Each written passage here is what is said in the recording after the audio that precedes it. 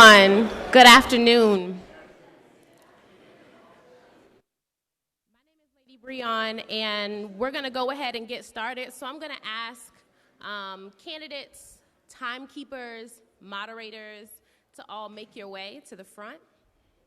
Candidates, timekeepers, moderators, thank you so much. I'm also going to ask, if you haven't already, to put your cell phones on silent so they won't be a distraction throughout the afternoon. Also, if you are looking for the restroom, if you are a femme-bodied individual, there are bathrooms outside the door that you came in and around the corner to the back of that hallway.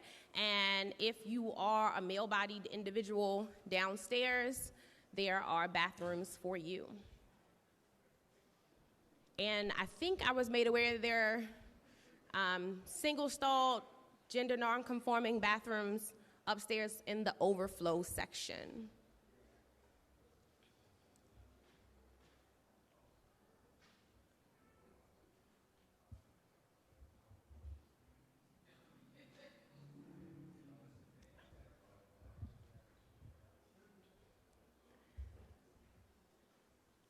All right, so again, I want to thank you all for joining us today for the debate. You could have spent your Saturday anywhere, so we really do appreciate you being here with us. I want to go ahead and start by asking Reverend Kevin Slayton to come up from New Waverly United Methodist Church, which we are very thankful is hosting us today, to give some opening remarks and to do the prayer.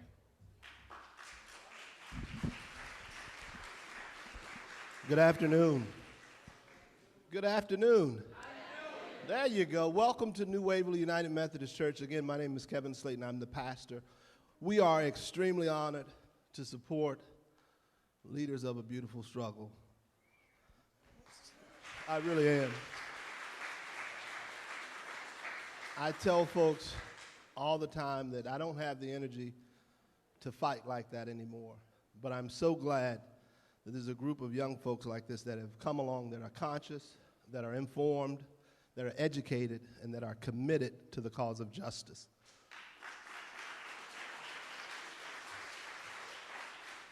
And so I'm honored that you all would be here on today. To the candidates that are here, some I know, I'm very excited for you guys as well. I don't know what the outcome is. I won't belabor this. I was asked to pray. This is the house of God.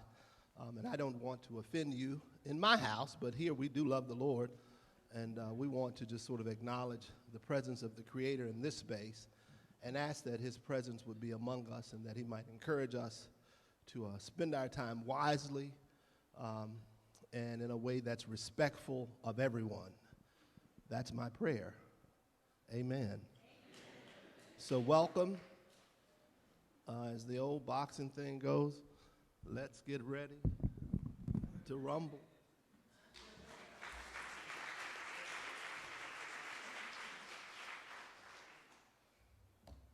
All right, so again, my name is Lady Brion. For those of you who don't know me, I am the cultural curator of Leaders of a Beautiful Struggle. And so for those of you who do know me, you know that I'm a spoken word artist professionally. And so,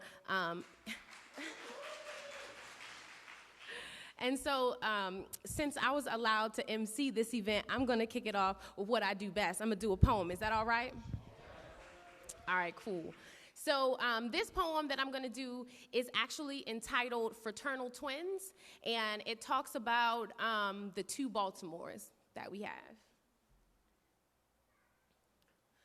Baltimore is like a set of fraternal twins, conceived as one, birthed into two, separated by a difference in characteristics.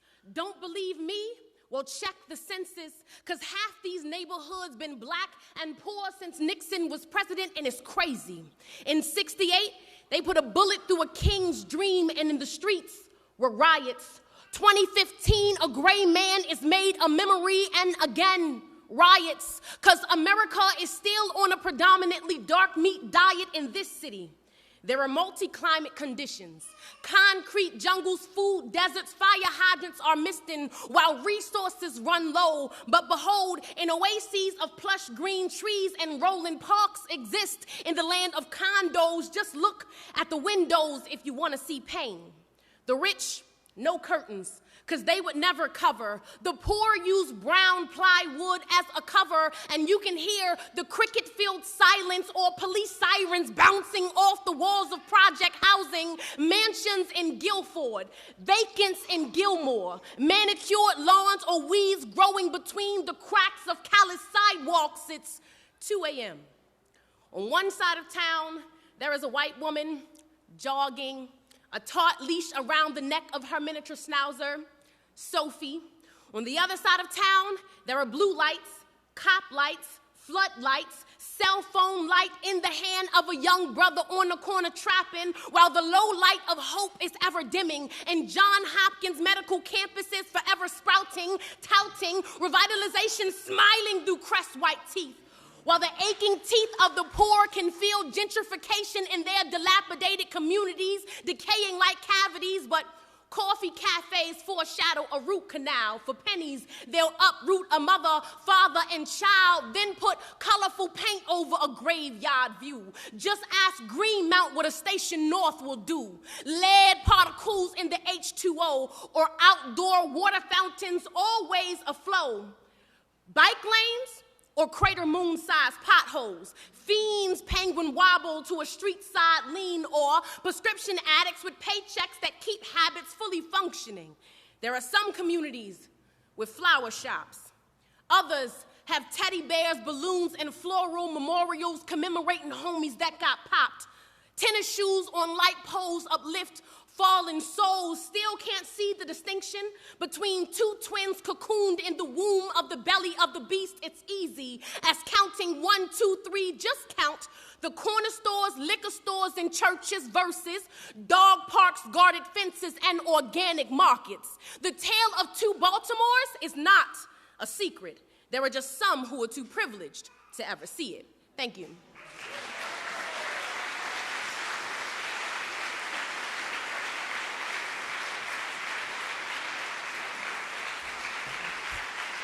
Thank you.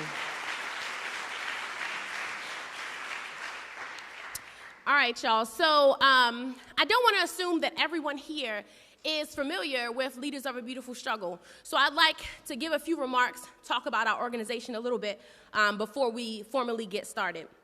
So Leaders of a Beautiful Struggle is Baltimore's premier grassroots think tank.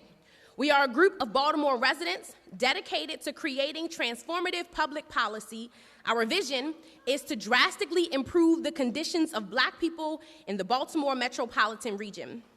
And we do this through youth leadership development, an example being our summer camp, the Eddie Conway Liberation Institute, political advocacy, and autonomous intellectual innovations. Some examples of those are a book that was published by our Director of Research, Lawrence Grand Prix, and our Director of Public Policy, Davon Love. Davon is also releasing a new book in June entitled Worse Than Trump, The American Plantation. In this text, Davon reflects on the pitfalls of contemporary activism, Black nationalism, racism in the Democratic Party, and a firsthand account of the Baltimore uprising. And we also are going to be releasing very soon a podcast called In Search of Black Power. So if any folks out here are lovers of the podcast universe, I encourage you to look out for that. And the last autonomous intellectual innovation that I'd like to talk about is actually my own project, which is available in the back of the sanctuary. It's entitled With My Head Unbowed. It's an auditory, literary experience of poetry. And so I hope that you all will purchase it if you're interested. There are poems that are independently on the book and independently on the CD, and then 6 crossover tracks. And so, again, that's available in the back. Some of our more recent successes include, as you know, again, we do a lot of public policy work. And so we successfully weakened a proposed bill creating mandatory minimums on illegal handgun possessions in Baltimore City, defeated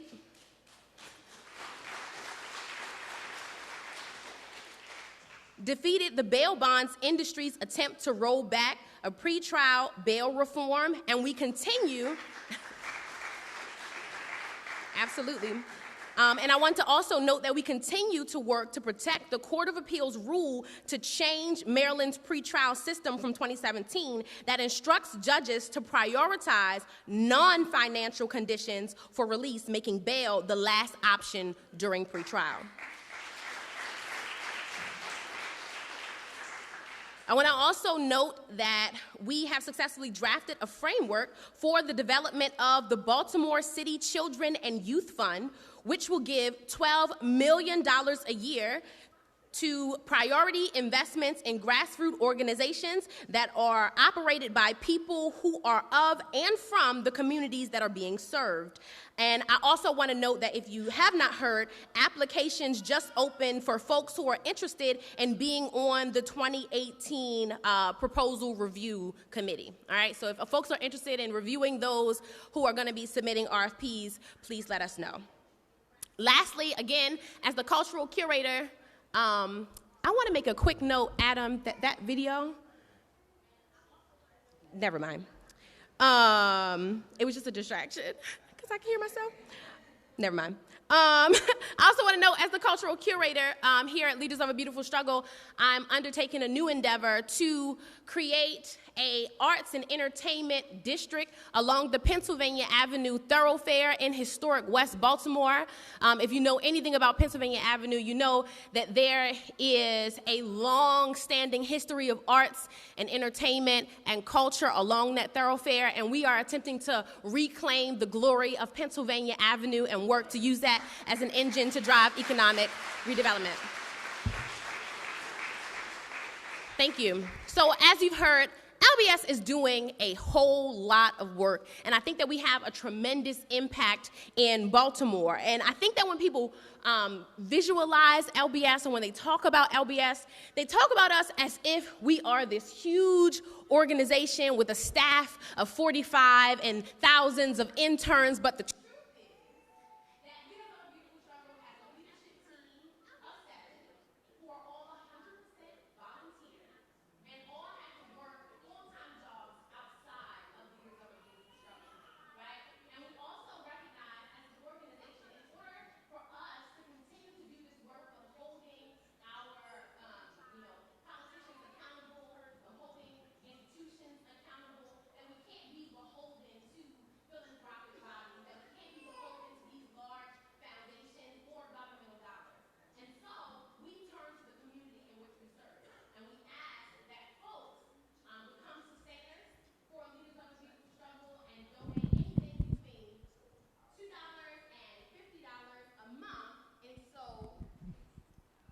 Oh, this not on? Oh, I didn't even notice. So y'all didn't hear nothing I just said? You heard me? I'm loud, right? Poet. So what I was just saying is that a lot of people think that LBS is this huge organization, right? As if we have a staff of 45, as if we have interns, you know, in the thousands. But the truth is, our leadership team is 7 full-time volunteer folk. And we all have full-time work outside of LBS. And for me, I believe that our work could grow exponentially if we had greater capacity. And so instead of turning to philanthropic entities or large-scale foundations or governmental dollars, we turn to the community so that we're not beholden to those entities to do what they think we should do, but rather do what's best for community. And so we ask that folks become sustainers, and you can give a monthly donation of anything from $2 a month to $50 a month that will sustain the work that we do in Baltimore. So, you know, for the price of a Netflix subscription, you can support real grassroots organizing in Baltimore. And so if you're interested, there are members of LBS who would love to sign you up to be a sustainer today. You can also go to lbsbaltimore.com and click donate to give a one-time donation or become a sustainer, and we would greatly appreciate it, all right? Also, I want to make sure that you all know to subscribe, to our mailing list. And like us on social media at LBS Baltimore to get updates about all the different things that we're doing around the city. And lastly, if you will be posting throughout the afternoon, please use the hashtag LBS debate, all right? So again, I want to welcome you formally, and I would now like to introduce our candidates and our moderators for the afternoon. Let me first remind you all that we will be taking questions from the audience and our live stream guests towards the end. Please make sure you have an index card to write your questions that you can then submit. If you don't have an index card and you would like one, you can, if you would like an index card and you don't have one, you can just raise your hand and someone can bring them to you. Just so we're clear, we won't have a microphone for you to come up and physically ask questions. We're collecting and going to be giving the questions to the moderators. So if you have a question, write it on your index card, pass it to a member of LBS, and they'll be read during the question and answer period. Is that cool? All right. All right. So now I'm going to introduce the candidates. First, we have Rushern Baker. Rushern Baker is a former lawyer, community organizer, and nonprofit leader. Now, Rushern Baker runs the second largest county in the state and created the fastest growing economy in Maryland, implementing mandatory bias training for police officers, lowering dropout rates, and getting more jobs for returning citizens. You can clap, yes.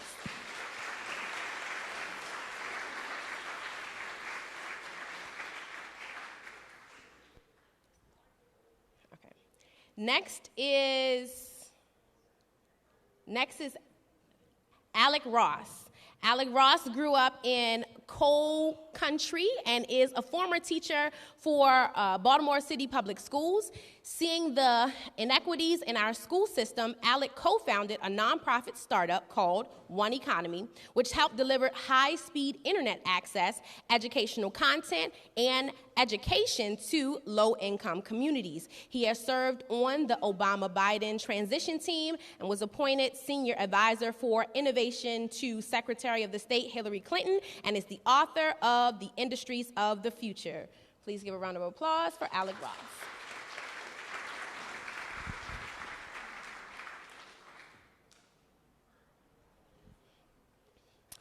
Next, we have Jim Shea. Jim Shea is a lifelong Marylander who has led public and private organizations across the state, including the Board of Regents of the University System of Maryland, the Empower Baltimore Management Corporation, and the Central Maryland Transportation Alliance. Mr. Shea began his career as a federal law clerk, working in the U.S. District Court of Maryland. He has 22 years of experience as a leader of Venable LLP and was the Assistant Attorney General. Please give a warm round of applause for Jim Shea.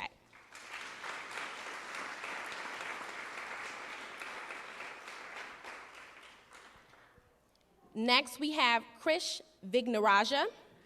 Krish attended Baltimore Public Schools, graduated from Woodlawn High School before attending Yale College for her bachelor's, master's, and law degree. She has worked on senatorial campaigns, served as senior advisor at the State Department under Hillary Clinton and John Kerry, led a host of White House and State Department programs under the Obama administration, and most recently has served as policy director for Michelle Obama and led the First Lady's signature Let Girls Learn initiative. Please give a round of applause for Krishanti Vignarajah.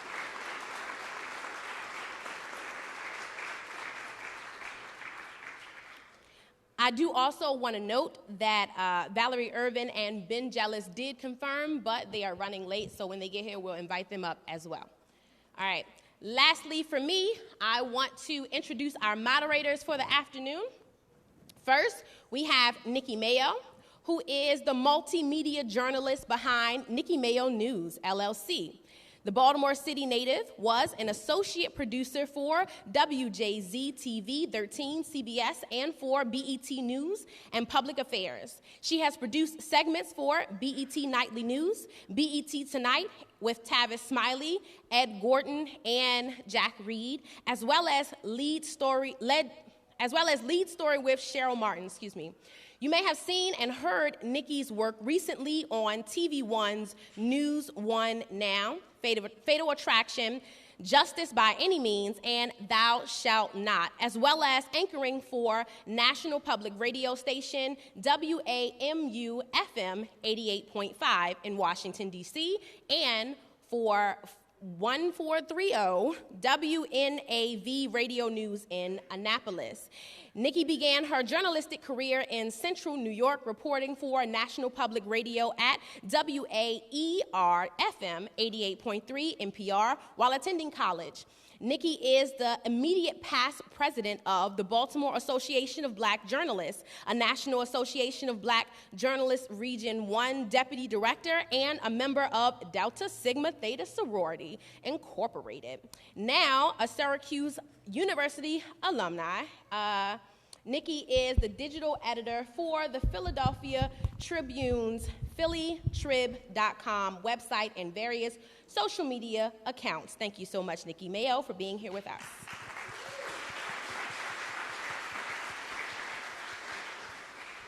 And our second moderator is Sean Yos, who began his career in journalism as an education reporter for the Baltimore Afro-American newspaper, one of the oldest and most prominent Black publications in the United States in 1989. He has been honored, for his work by the National Newspaper Publishers Association, the Association of Black Media Workers, the Maryland, Delaware, D.C. Press Association, Baltimore City Paper, and Baltimore Magazine. In 2004, Sean won multiple awards for his series, The Road to Brown, which commemorated the 50th anniversary of the historic Brown v. Board of Education Supreme Court decision in 1954, and chronicled Black Baltimore's leading role in the early American civil rights movement.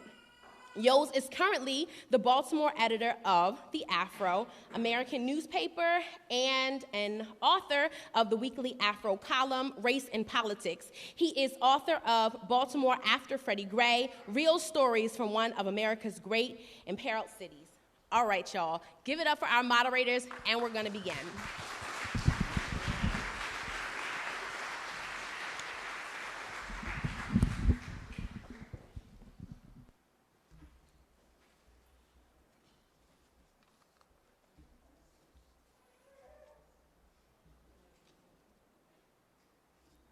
Oh, yeah, you need a mic.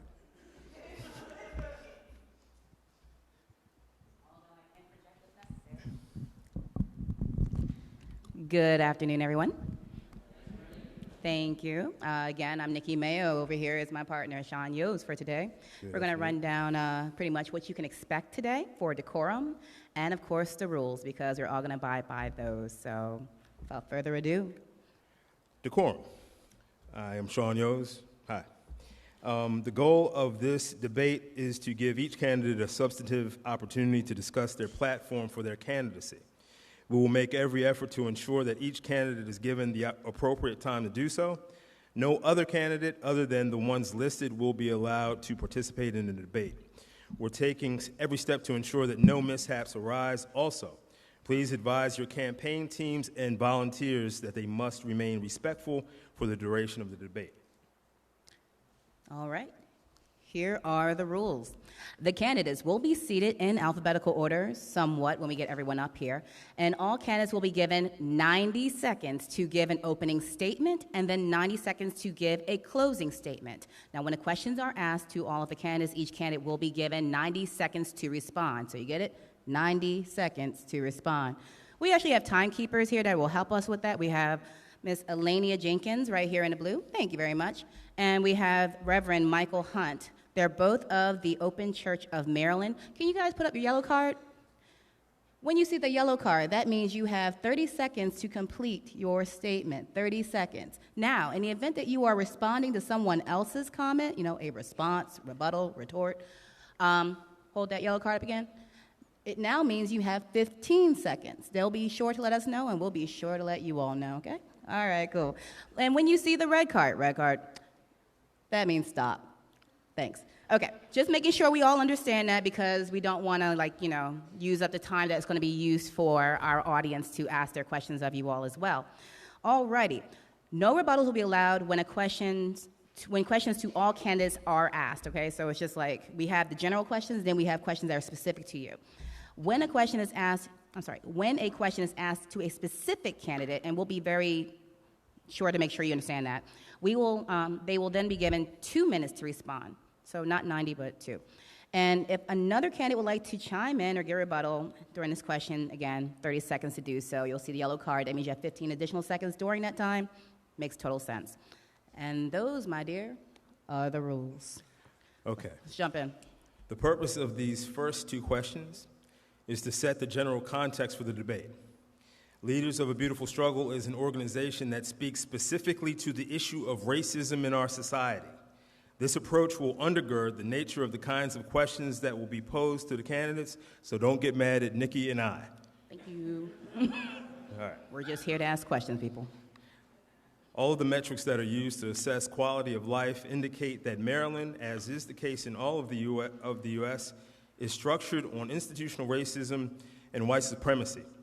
Categories like wealth, life expectancy, income, infant mortality, and lending all indicate that people of color, mostly black people, experience the greatest disadvantage in all of these areas. Do you agree that Maryland is structured institutional racism? If not, why? And if you do agree, what will you do to undo the system of racism in Maryland? We're going to go alphabetical order, so thank you, Ms. Baker. Opening statements. Oh, do you really need those? I'm joking. I'm joking. No, let's do the opening statements. I love it already. Hi, I'm Rushern Baker. For the last probably 9 months, I've been traveling around the state of Maryland. And what I found is that Maryland families feel... Telephone. Microphone check. 1, 2, 3. Oh, it's closer. Okay. Thank you. Rushern Baker. For the last 9 months, I've been traveling around the state of Maryland.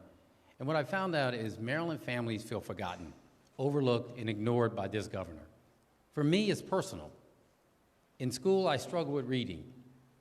I acted out, and I got held back. But because I had great teachers and loving parents, I got the education I needed, and I became the first in my family to graduate from college. You know, whether as county executive or as the director of a nonprofit, my work has been about making life better for others, to give others the same opportunities that I got by blessing. And when we live in a society now with a governor that has allowed this president and his divisive agenda to tear our nation apart, we in Maryland are in the struggle of our lives. I say it's time that we protect our values, that we make a Maryland that works for all of us. That is what I have tried to do as a delegate in Annapolis. That is what I've tried to do as a county executive in Prince George's County, and that's what I will do as governor of this state. Thank you.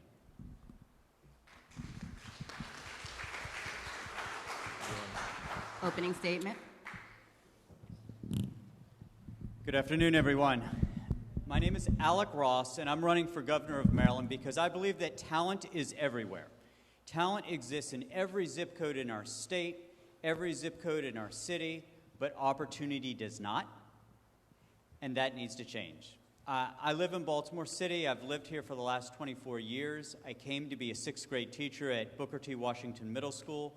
I fell in love with and married the math teacher across the hall who's now in her 3rd decade of teaching in Baltimore City Public Schools. We have 3 kids in Baltimore City Public Schools.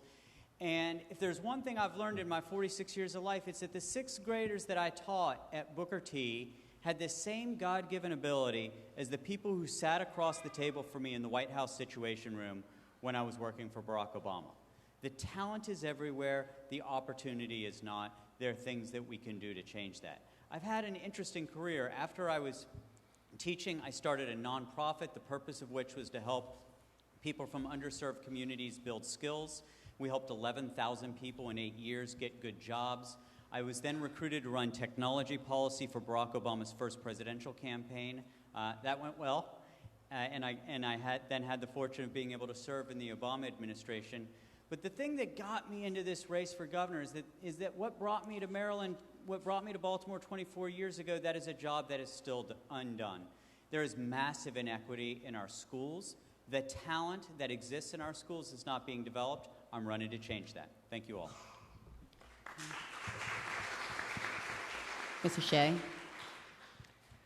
Good afternoon. I'm Jim Shea, and I am running for governor. I'm a lifelong Baltimorean. I was born here, I grew up here, and I've worked my whole life here. I've worked hard on community matters. I was chair of the empowerment zones for 10 years, and with CEO Diane Bell, we worked to revitalize East and West Baltimore by providing capital to small and minority-owned businesses and job training to zone residents. I also was chair for 10 years of a coalition that fought for better, much better public transit. That includes the Red Line, but is not limited to the Red Line. I'm joined on the ticket by my running mate, City Councilman Brandon Scott. You know him well. He is a recognized expert in public safety and transparency and good government. Together, we have deep and varied experience in issues that matter to Maryland. We're different, but those differences are our strength, not a weakness. Together, we have an opportunity to bridge what divides us all. I've learned two things during my career. One is I recognize that there is historic and systemic racism that threatens our state, our city, and our country. Secondly, I have learned after all these years that while I have gained a certain level of understanding and knowledge, I have a lot to learn. I'm here today to continue that learning process. Thank you. You can come on up. Ms. Vignarajah, did I do it? Vignarajah? You nailed it. It's not an easy one. Okay. Good afternoon. My name is Krish Vignarajah. I was 9 months old when my parents fled a civil war and came to America and Maryland. They actually had their bags packed to move to Nigeria, northern Nigeria, where 276 girls got kidnapped by Boko Haram simply for going to school. And I know whether we had remained in a civil war or moved to Nigeria, my life would have been very different. Instead, my parents came here with no jobs, just $200 in their pockets, and they both became Baltimore City public school teachers. They built a life here in Maryland that made my life, going from Woodlawn High to the White House, possible. I had the honor of a lifetime to serve Michelle Obama and President Obama, and I realized that in no other place in this world is my life story possible. And yet I realized that for our children, that is not the trajectory that they are on. I'm running because I couldn't sit on the sidelines as our kids freeze in classrooms and die from overdoses and gun violence, as our economy falls farther and farther behind and our city becomes more and more segregated. I'm running because I know if Baltimore thrives, our state thrives. And I hope you join me because we can see our city return to being the greatest city in America again. Thank you. And Mr. Jealous, we're doing opening statements, so you're right on time. Okay. Yes, you. Okay, Yeah. Well, good afternoon. Yeah. It is great to be here with you. My name is Ben Jealous. I'm the former national president, CEO of the NAACP. And I am running for governor because I have a vision. We can finally fully fund our schools, make sure that our young people show up to kindergarten ready to learn because we have universal pre-K, and that they come out ready for a career. A vision that we can finally make sure everybody has health care. I'm the only candidate up here with a plan to move us to state-based Medicare for all, single-payer health insurance. And a plan that to end this era of massive student debt and pay for it by ending mass incarceration. Now, folks will tell you that the things that I want to do are big, implying that they're hard, and all I can tell you is I specialize in getting big things done. I was named Marylander of the Year by the Baltimore Sun because in 1 year, I led the successful effort to abolish the death penalty. I co-chaired the successful effort to pass the DREAM Act. And when it looked like marriage equality might fail on the ballot, I got together with the head of the Human Rights Campaign, and we put organizers on the ground to make sure that it passed. It's time for us to get back to doing big things again. I hope to earn your vote. Thank you.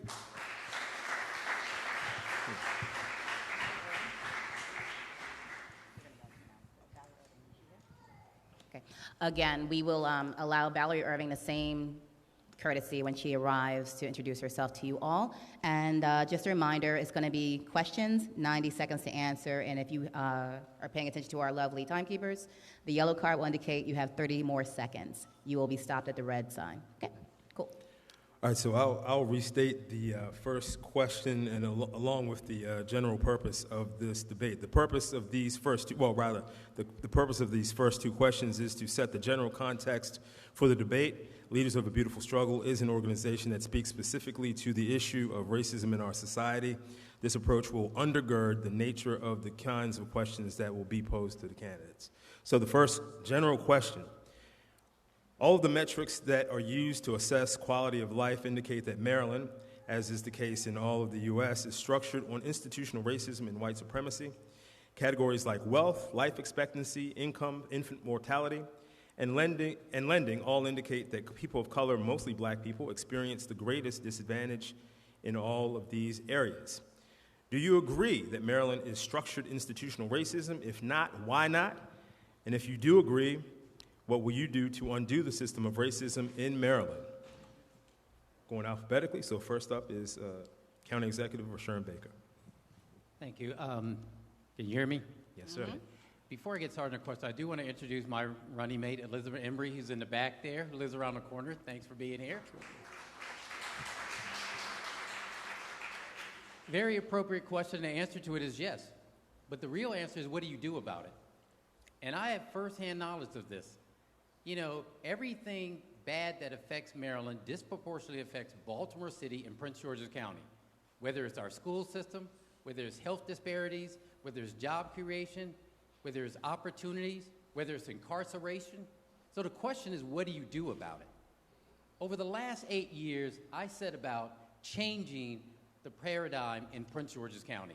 We went from leading the state in foreclosures, leading the area where people weren't having jobs, to now leading the state in job creation, to having development in our communities with the very same people who started out 8 years ago in those communities.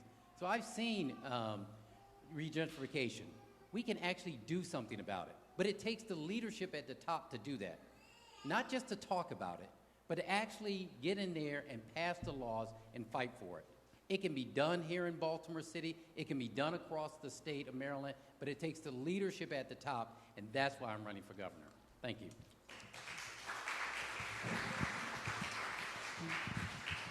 So the easy answer is yes, of course. And let me also say I'm here with my running mate, Susie Turnbull. She's here with her husband, Bruce, who's a board member with Jews United for Justice that does a lot of work with Leaders for a Beautiful Struggle. So what do we do about it? Well, we ultimately have to build a movement of working families in this state to actually make the state work well for working people. And we have to ask people to be allies in the struggle for racial justice, just as we ask people to be allies in the struggles for workers' justice. The way that we got those big victories won back in 2012 was we pulled people together. So it wasn't just that you were there to pass marriage equality, you were also there to end the death penalty. And frankly, both had disproportionate implications for communities of color. But then you have to have the courage to go big. I'm an investor. My company's invested in 150 startups. 68% of them have a black, Latino, or female founder. Our peers, it's about 6%. You've got to be willing to actually provide the leadership, have the courage to open up this economy to everybody, to make sure that we fully fund our schools, and to confront racist structures like the death penalty and do away with it. I'm proud to be the only one up here who's already gone to jail outside of Trump's White House. I was there to defend the Dreamers. I'm proud to be the first one up here to call for us to pull down the statues of Chief Justice Taney. Time. Thank you. Anybody who's lived in Baltimore and has had their eyes open knows that institutional racism is alive and well here. And as governor, my emphasis would be on viewing every single policy issue as having a dimension of racial equity. A lot of the time when people try to talk about issues of racism and institutionalized racism, they immediately go to issues of criminal justice, and they should. But we also have to look at a broader set of issues: transportation, economic development, health. All of these issues have a dimension to it that disproportionately negatively impacts communities of color and African American communities specifically. So how I would lead on this, first and foremost, is with my values. And not just to view criminal justice as the, quote, black issue, but to view absolutely every single solitary issue as one where we have shortcomings on issue of equity. That's why we need to do things like raise the minimum wage to $15 an hour. It's why we have to increase access to health insurance. It's why we have to reset how we fund public education in our state. So what I would do as governor is go into each and every single policy question and say, what is the issue of racial equity at question here? Thank you.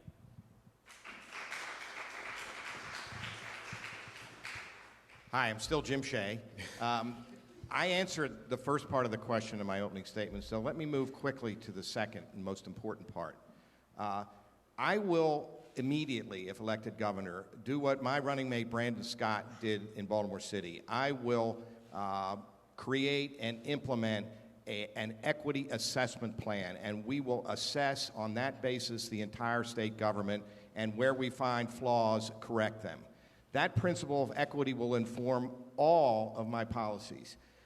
To attack racism, we need a great public education system. We don't have one. If Brandon and I are elected, we'll return to the best public education system in the nation. And it will apply the principle of equity because it costs more money to educate low-income children, and we will make sure that happens. We will build a great transportation system that gets people to their jobs. We will make sure that there are plenty of good-paying jobs for everyone. And we'll be sure that we have safe communities that apply the principle of restorative justice effectively. But most of all, what I will do is I'll make sure that people who look like me understand and get uncomfortable, because that's what it's going to take. Uncomfortable.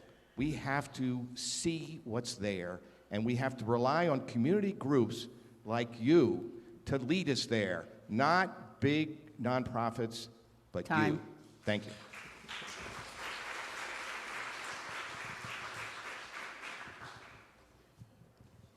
We have some of the greatest segregation of any city in America. If you look at our schools, we have some of the most segregated schools. I have the honor to be running with Sharon Blake, who apparently were wearing matching suits. Sharon, if you want to wave. Who had been a teacher in Baltimore City for 40 years, president of the Baltimore Teachers Union. My mother started teaching at Poly. She retired from Morgan State. My father taught for 40 years when he retired last year as the oldest public school teacher at the age of 80 from Western. I know that we have segregation, but what does that translate into? It translates into the fact that of the 1,100 deaths that have been experienced as a result of gun violence in our city, 90% have been African American victims. 1 in 10 Maryland residents are Baltimoreans, but 1 in 3 of our prison population are from Baltimore. So if you want a concrete example of how, as governor, I'm going to address this problem, it's our community policing plan. Because right now, we need to have law enforcement officers who look like, live with, and engage with our community. Right now, we see that only 40% of our officers are African American. Only 20% are women. Only 20% of our officers actually live within Baltimore City. It is why we have put forth a policy of how it isn't just law enforcement policing neighborhoods. It's about how we all come together as a community to actually have safer streets. If we address mass incarceration, zero tolerance, the fact that we are not instituting community policies, if we stop this war on drugs, we are going to do better than where we are. All right, moving on to our next question. Many of the interventions that Democrats have traditionally taken to address systematic racism is to support policies aimed at helping poor people in general. There has been a reluctance to embrace policies that are specifically addressed to Black people. What approach will you take as governor? Will you embrace the rising tides, lifts all boats approach to dealing with racism? Or will you embrace an approach of targeted efforts to address issues that impact Black people, starting with County Exec Baker? I think the quick answer is yes, because that's exactly what we did in Prince George's County, which had a history of racism. We started, and we actually implemented the same policies that Jim Shea talked about throughout our government, looking at every part of it. But the harder answer is, how do you do that at the state level? Because it's not just enough for us to say it. You're going to hear a lot of things people say, but it's harder when you actually have to move a government. Think about it. This moving Baltimore City government is hard enough. Prince George's County is almost 1 million people. The state has about 6 million people. It's a $44 billion government. So it means that you have to get in there and say, how do we connect with the local level? Because if we want to change the policies about policing, it's at the local level, so that means this governor has to be willing to step in and talk to the mayor, to the county executives throughout, and to demand that we do this. It means you have to have a frank, open conversation with legislators, because it has to be passed at the legislative level. And if you don't know how to pass a bill in Annapolis, you could spend the next 4 years just figuring that out. So if you want to address these problems, which I've had to face for the last 8 years, you really have to know what you're doing, know the situation that's there, and know the government structure. And you have to get community buy-in. Because right now, I can tell you, that's the hardest thing. Communities don't believe a word politicians say, no matter how they say it. So you're going to spend the first month doing that. Thank you. Yep. Mr. Jealous. The honest answer is that you have to do both. You got to deal with race and you got to deal with poverty. We got to deal with the fact that we have the most incarcerated Black and brown people on the planet, and we also have the most incarcerated white people on the planet. And so what do? To deal with the issues of race, you have to actually invest in doing the historic studies so that you can actually justify or hold up in court taking specific action to deal with racial discrimination, historic and ongoing. And you got to do that work. You also have to recognize that since Dr. King was assassinated, the Black upper middle class has quadrupled in size, and yet Blacks in poverty has not gone down 1 point. And most of us have family in both. I know I do in this city. And so you have to recognize that for some people, to lift them up, you're going to have to deal with problems of racism and classism together. And so I would say that we have to do both. As president of the NAACP, that's what I did. There were times that we dealt with issues that were very specific having to do with race, and there were times when we were very clear that we need to focus on the areas that have had 30% unemployment for 30 years or more. And that will get you to parts of West Baltimore and East Baltimore and South Baltimore and Western Maryland and the Eastern Shore as well.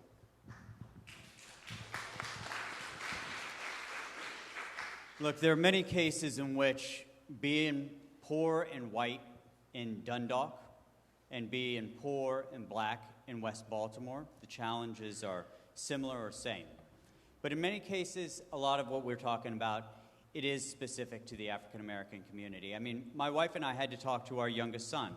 He's 11 years old, and what 11-year-old boys do is they run around, they run in people's backyards, they throw balls over the fence. And what we had to explain to him was we said, when you're out with Harrison or when you're out with any of your African American friends, if the ball goes over the fence, you have to be the one to go get that ball. If a cop tells you what to do, Sawyer, and you're with one of your Black friends, you might think you can joke around with them. If you're with one of your black friends, it's a different situation. That's a hard conversation to have with your little boy, but we live in Baltimore. Our friends they're white, they're black, they're brown, but we didn't have to have that conversation with him about what happens if the ball goes over the fence and he's with a white friend, but we had to be very specific. No, it doesn't matter if Harrison threw the ball over the fence, you have to be the one to go get it. Because how that person might treat you or how the police officer might treat you is different. Because Harrison's black and you're white. And so there's some of these things where the poor white guy in Dundalk has something in common with the poor black guy in East Baltimore, but there are many cases where there are differences, and that difference comes down to your skin color. Time's up. Time. Yeah. Mr. Shea? Yes. Mm-hmm. We have to focus on race. If you're alive and breathing in this country, you have to recognize that probably is the biggest issue that we face as a country and as a society. Of course, we're also going to address poverty and all the other problems that are out there. We have to. But if we lump race in with several other categories, we're not going to get to the bottom of it. I spoke earlier of making sure that people recognize the racism. We have a long way to go if you have to get people to recognize there's a problem to start with. Historic, systemic racism is confounding this country. My equity plan will focus on race. It will focus on other categories as well, but it will focus on race. My education plan will help many, many people across the state, but we do need to focus on the African American community.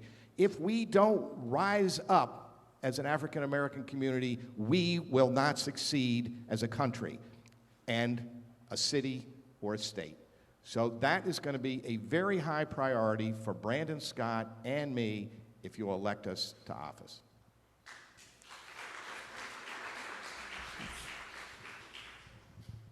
I absolutely do believe that we see racism, and it needs to be addressed through policies that cut across the board, but there also has to be ways in which we tackle it head on. Because the truth is that we see it covertly.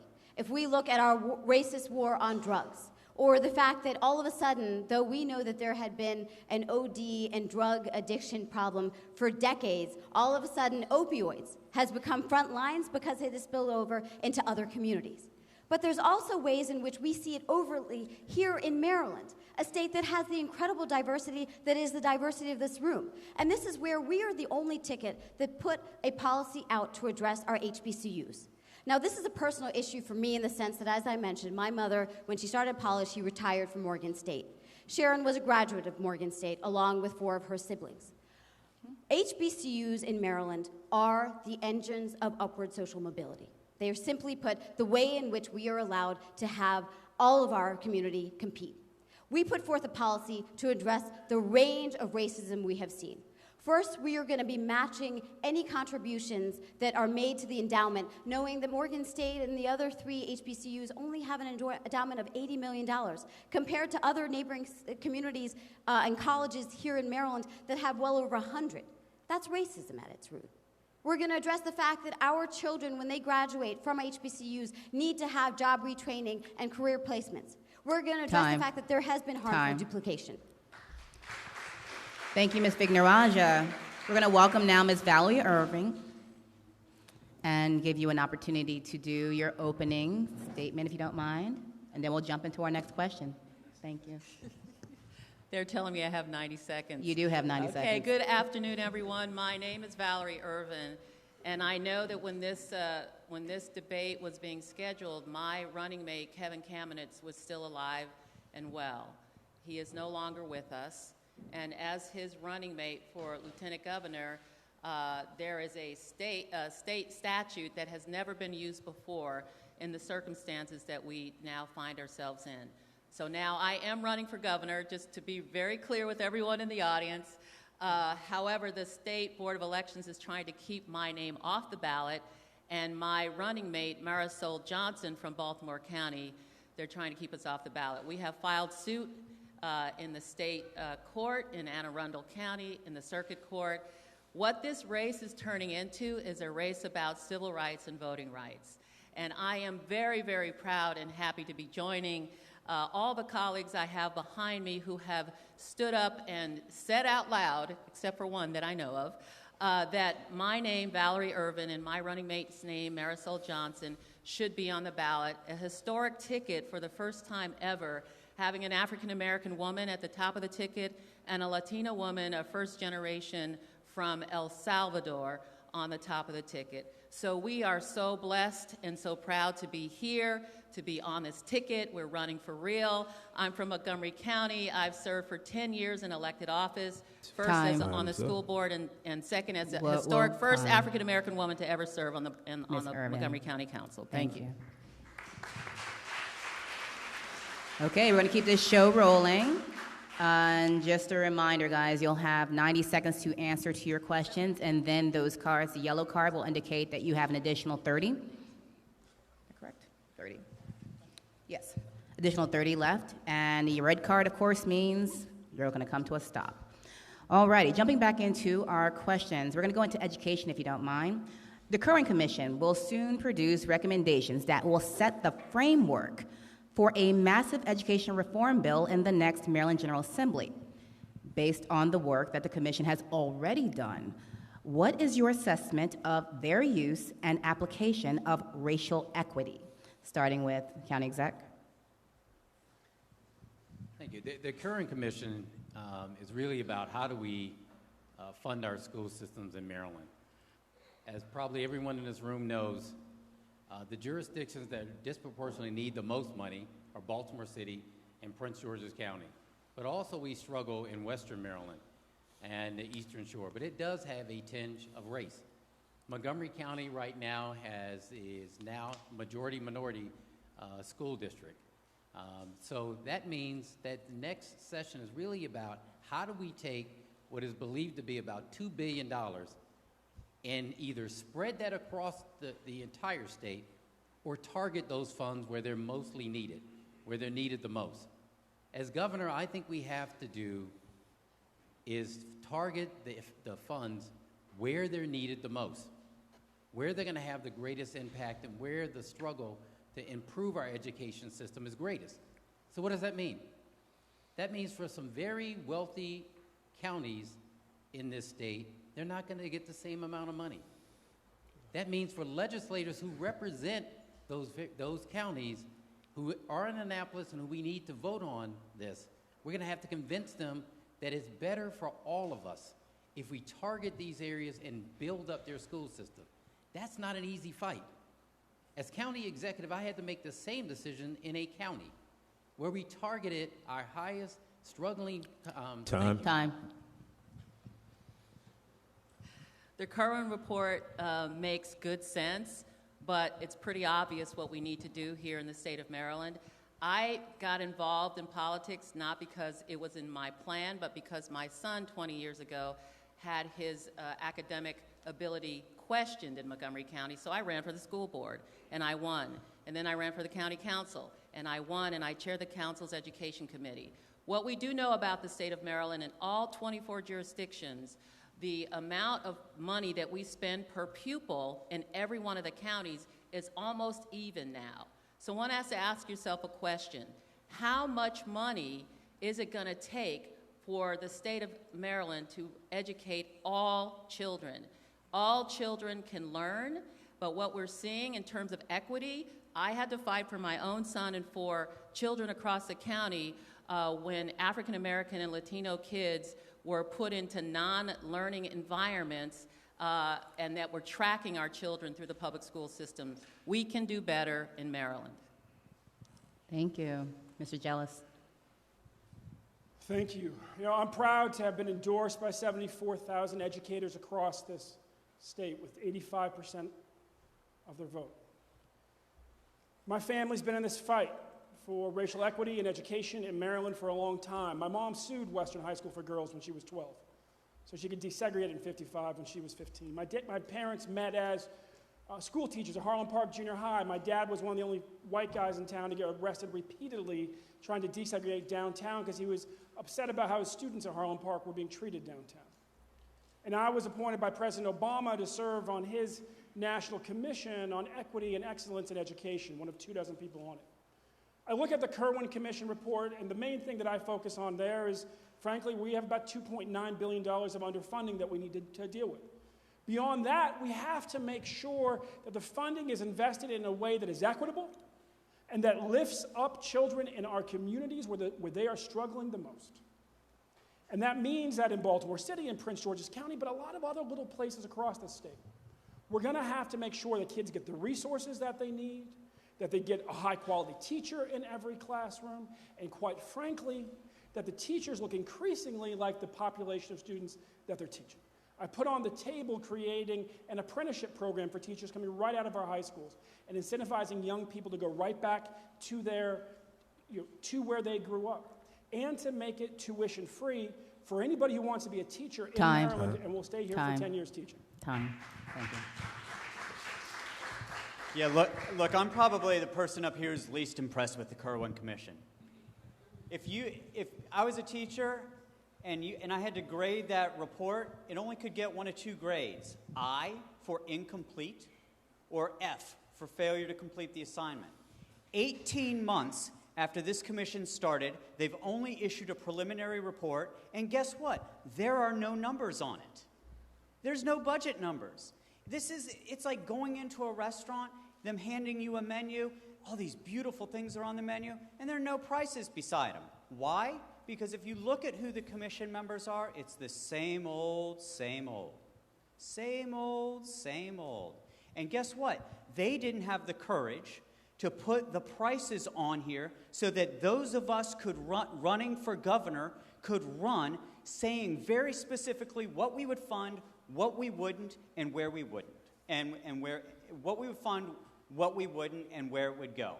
It was an act of, just sort of the same old politics we're used to seeing. So what you get to hear from all of us, is our deep commitment to education.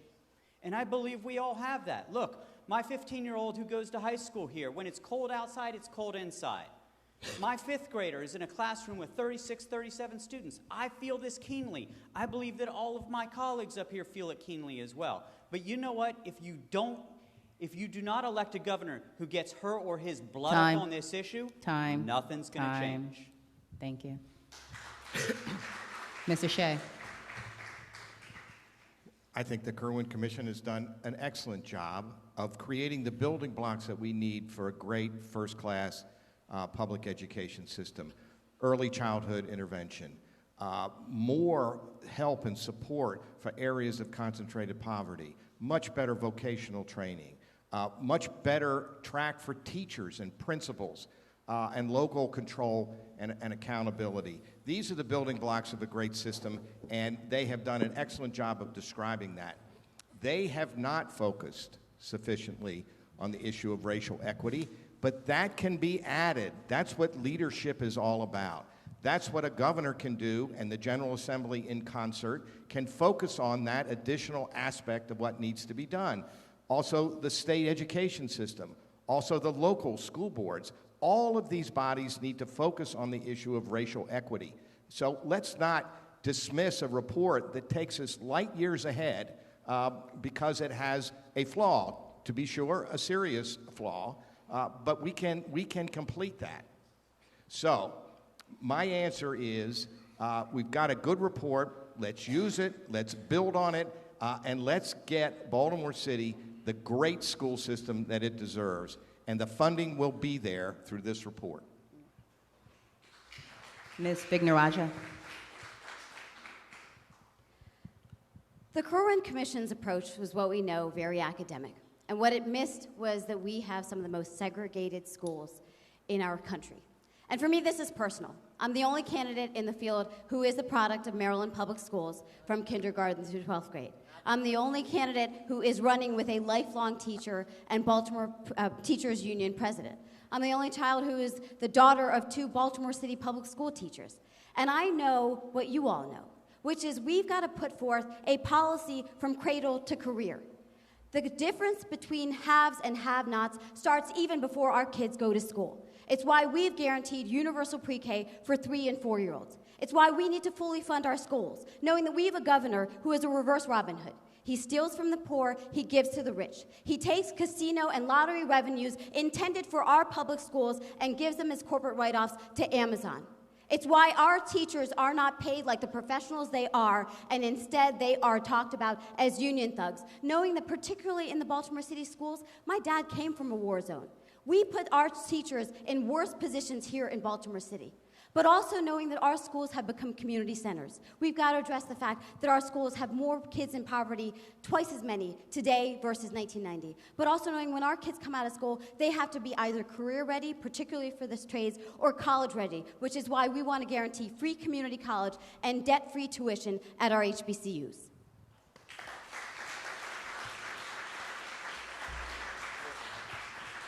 Next question on education. Many of the organizations that have led education reform efforts in Annapolis on behalf of Baltimore City are traditional nonprofit organizations that usually have white leadership. This leads to the marginalization of black-led grassroots organizations that are most proximate to the communities that are served by Baltimore City Public Schools. If you agree with this assessment, what will you do to disrupt this dynamic? County Executive Baker. First part of the question is, many of the organizations that have led education reform efforts in Annapolis on behalf of Baltimore City are traditional nonprofit organizations that usually have white leadership. This leads to the marginalization of black-led grassroots organizations that are most proximate to the communities that are served by Baltimore City Public Schools. Well, the way you get around that is you actually work directly from the governor's office with the communities. That's exactly what I've been doing for the last 8 years in Prince George's County. We actually go from the county executive working with directly impacted communities, especially where we focus on those areas that are high needs. We have to do the same way as governor, and that is working with the communities that we want to change, that are in those areas, but sitting down with our agencies. But I do think you actually have to engage the government in this. We can't do simply alone with our, I ran a nonprofit for the 16 years I wasn't in office. What you always get from foundations is not money for operations, which is what you need the most. We talked about staffing here. If you don't have the staffing, nobody wants to give you money for staffing. They'll give you money for programs. But you can't run the program without the staffing. That's why we changed the paradigm when I became county executive to actually fund the operation portion. Who knew that would actually work? And it's working right now because you can actually go with the community organizations that are there, help with the operation, help with building capacity, help with actually finding money that allows us to do the things, and that's what I would do as governor. Thank you. Valerie Urban. This is another issue around deep structural racism, not just in government, but in the nonprofit industrial complex, which I just came from. So I just came from the Working Families Party. My colleague, Charlie Carter, who ran Maryland Working Families from Baltimore City, we know unless we make significant changes about who runs nonprofits and who staffs nonprofits, we are going to continue to see the same kind of things that are happening that this question addresses. So when we talk about public education and criminal justice, we know that this country is based on deep structural racism, and it bleeds into all other areas of our government. So I am here to say that until we recognize it for what it is and begin to speak about it publicly, to begin to make the changes that are necessary. I know that many organizations that we know of that are working in Annapolis have had, it's been very interesting because I've been part of a lot of these groups that are trying to make change in Annapolis, but the people that you see in the front are always people who do not actually look like the folks that we're trying to help. Thank you. Ben Jealous. You know, we have to, whether it's grants to nonprofits, or it's contracts to contractors, or it's tax investments and developments, always start with the question, what is going to make this community stronger? What is going to make this community stronger? And when you ask that, it leads you to leadership that is right there. Leadership that's on the ground, that comes up from that community, and you need to factor that into how you make your funding decisions. But we have to go further. We have to learn, we have to act on what we've learned. You take the Safe Streets program, for instance. We know that it brings down shootings by 26% in any neighborhood that it's in. But we also know that it's shown that people from those, from the impacted community can be better at serving people. So you apply that, for instance, to victim services. You take victim services out of law enforcement, you put it in the community, and you have groups that are actual crime survivors, like family members of mine, from those neighborhoods, actually staffing them. As somebody who has had 2 family members shot in Maryland, I understand just how urgent it is that not just our schools work well, but our victim services work well, and that we're actually contracting with people in our state and the full diversity of our state. Think about it for a second. People of color and women are 75% of the state, and we are told we should be lucky if we ever get 29% of the contract. Time. Thank you. Alec Ross.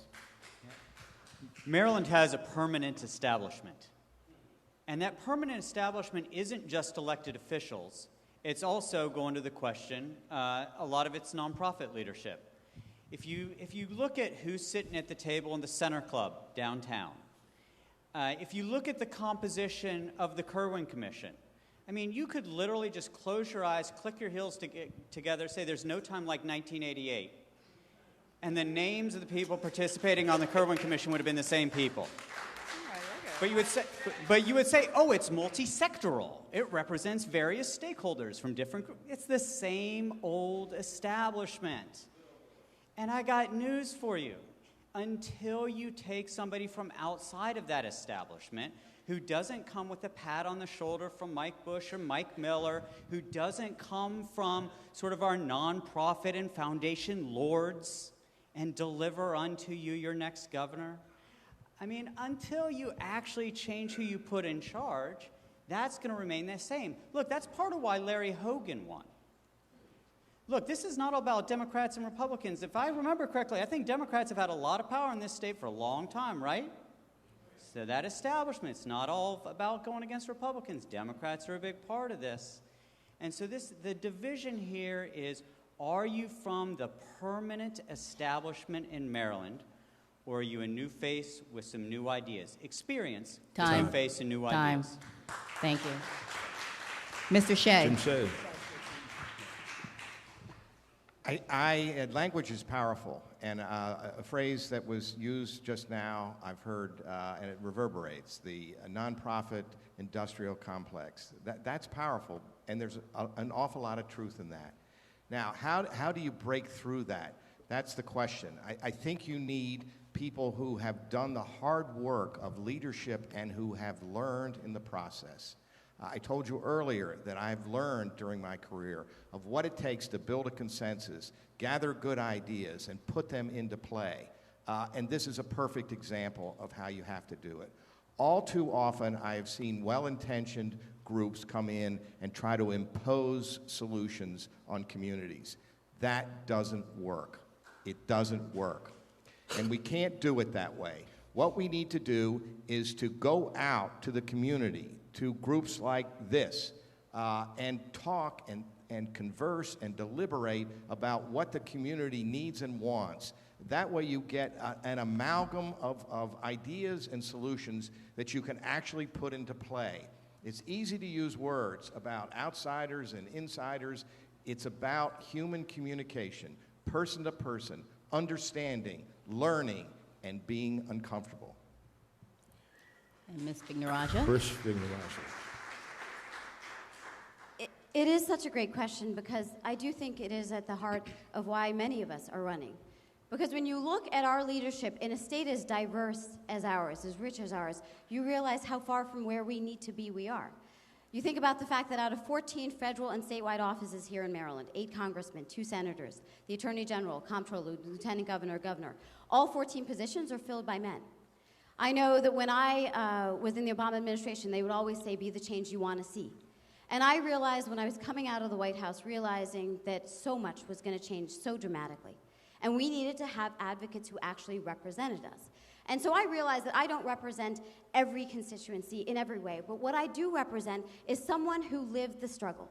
When we grew up in Edmondson Heights, I remember growing up in a basement apartment, living on my father's Baltimore City income, living paycheck to paycheck with no room for error, allocating $20 a week for groceries for a family of 4, knowing that much of our income was spent on affordable housing because our housing is too expensive, knowing that what that meant was that we ended up having to save on electricity by going to the Enoch Pratt Library. Fast forward 4 decades later, that is the struggle that people are facing today. And that's where you know that leadership matters, not just as a matter of representation, but as a matter of policy. If we want to have better schools, better health care, lower incarceration rates, we need to have one of us finally fighting for all of us. Time. All right, speaking of time, I want to remind you all that there were cards that were passed out earlier. If you do, in fact, have questions that you want to make sure that we get to ask our candidates for today, please write those questions down. We have ushers available that can come pick them up. Ushers, we have some people with their hands up now, so they're ready to take those cards from you. They're ready to get their cards. Okay, so keep those cards in the air. Ushers are coming around to get them from you all. While they come around, I want to take this opportunity to reinforce our debate rules just to make sure we're all on the same page. Any questions that are asked of all of you, you'll have an opportunity to answer for 90 seconds. Those cards out there will indicate yellow means that you have 30 seconds left. Yeah, red means stop. We do have questions individually for you each. When those happen, there are opportunities to rebuttal then.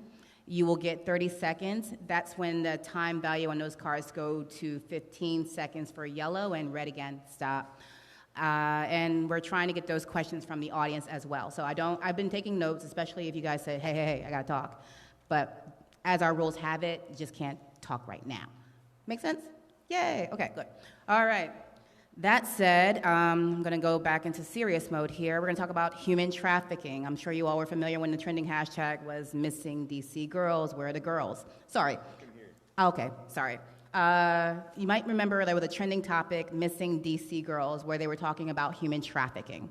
That said, the majority of those minors who are victims of human trafficking in the United States are Black girls. What will you do as governor to ensure that Black girls are protected from human trafficking? And what programs will you support, or do you already support, to address this problem? So what programs do you address now? What programs do you support now, or will you support in the future to address this problem?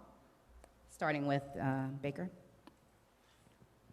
Thank you. We are already supporting because we actually put together a task force to deal with human trafficking in Prince George's County because we found out that they're actually coming around the District of Columbia through Prince George's County and going out west. So we actually have a robust task force right now. As governor, what we'd like to have is an active partner to work with the local levels to make sure that we can actually do the intelligence and operation and getting these young people back. In many, many, many cases, they're young girls, but sometimes they're young boys. And so what we need is an active governor that works with all facets. That's what I would do. I have the experience actually working at the local level. We're proud of the work that we've done in Prince George's County, but there's a lot more work to do, and we need a lot more resources and a lot more help. So as governor, I would do that. Thank you.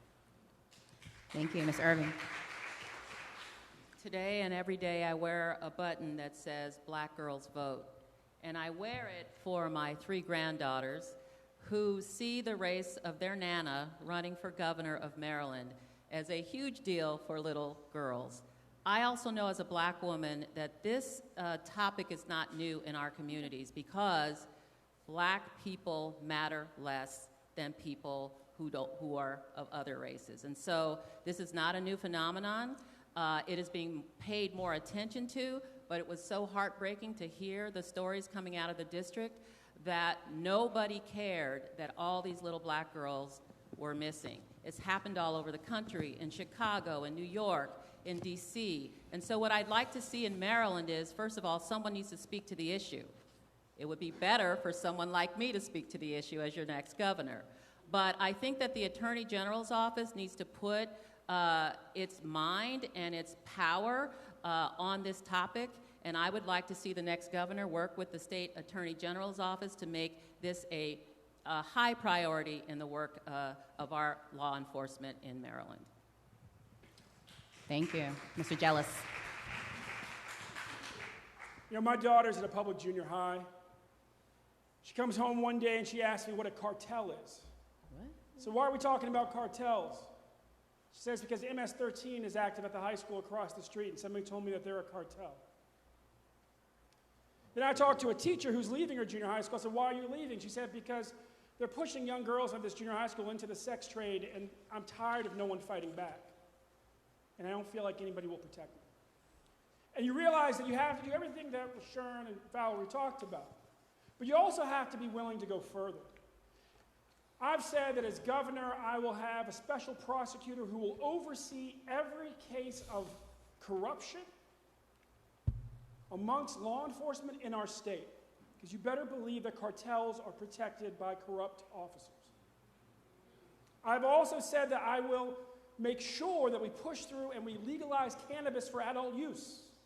Because increasingly the money is going into the pocket of the cartels who are doing other things like using it to finance sex trafficking. We have to be willing to actually put what it takes on the table, then pursue it and get it done.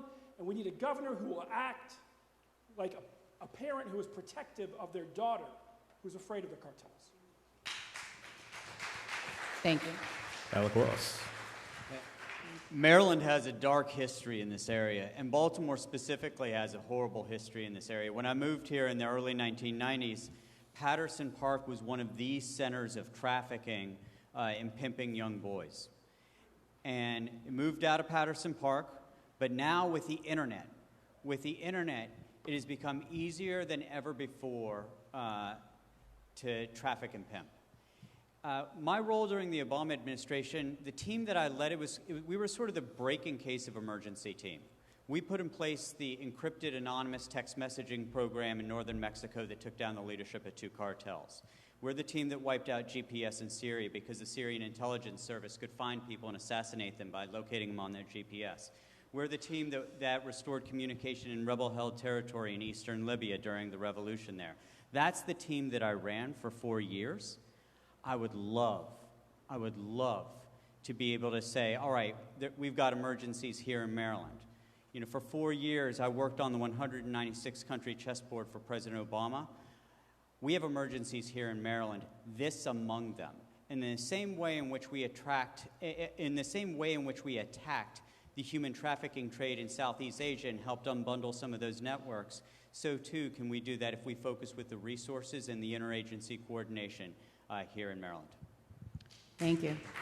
Shea. This is an issue on which leadership is required. The first thing is to elevate knowledge of this, make sure everybody realizes the horror of this occurring and how often it occurs and where it occurs. But then beyond that, I don't think a task force makes sense. I think what you need is a coordinated government where all the agencies who can affect this are pooled and work together. I think the responsibility for enforcement should be in the Attorney General's office for sure, but I think the other state agencies who would touch this issue need to be coordinated and on it. The community groups need to be a big part of this. They know the problem. This is a classic example of having the community speak and be heard. They need to be brought into the conversation, their thoughts, their ideas, pooled with the coordinated government approach and the enforcement that we can get through an effective Attorney General's office. Thank you. Krishanti Vignarajah. I want to start by calling this issue what it is, which is, I feel like a euphemism to talk about human trafficking or sex trafficking. What this is modern day slavery. It is alive and well because we have let it be alive and well. Michelle Obama would say sometimes in the administration, the difference between a broken and a thriving community is how we value our women. And so when we had My Brother's Keeper, in some ways, Let Girls Learn was our parallel effort, realizing that we have certainly let our girls down. And so part of what I want to focus on are 3 things. One, it is why we announced that as governor, I would create an office of harassment and violence that would address the fact that these are and need to be the top priority of any governor. They can't be buried in agencies and bureaus. They can't be outsourced to law enforcement. Second, it's about how do we work with law enforcement to prioritize this. When I was in the Obama administration, it is why we worked with the DOJ, realizing that this is not just a local and state issue, it is a regional and national one. And we have to make sure that there is a way in which DOJ acknowledges that this is top priority. And the final piece of it is working with law enforcement. We know that if we can make sure that our law enforcement, rather than being deputized into Trump and Sessions' war on immigrants, trying to deport people who have no reason to be deported, actually focus on how do we protect our girls, we know that we can head-on address this issue and stop it. Time. So we're going to actually shift to the questions that have been selected for individual candidates. And I'll lead off with a question for Prince George's County Executive Rushern Baker.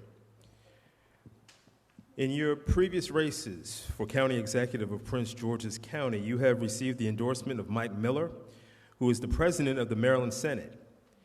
It is a widely held belief that Mike Miller is an opponent on racial justice issues. What will you do as governor to combat Mike Miller's racist approach to public policy in Maryland?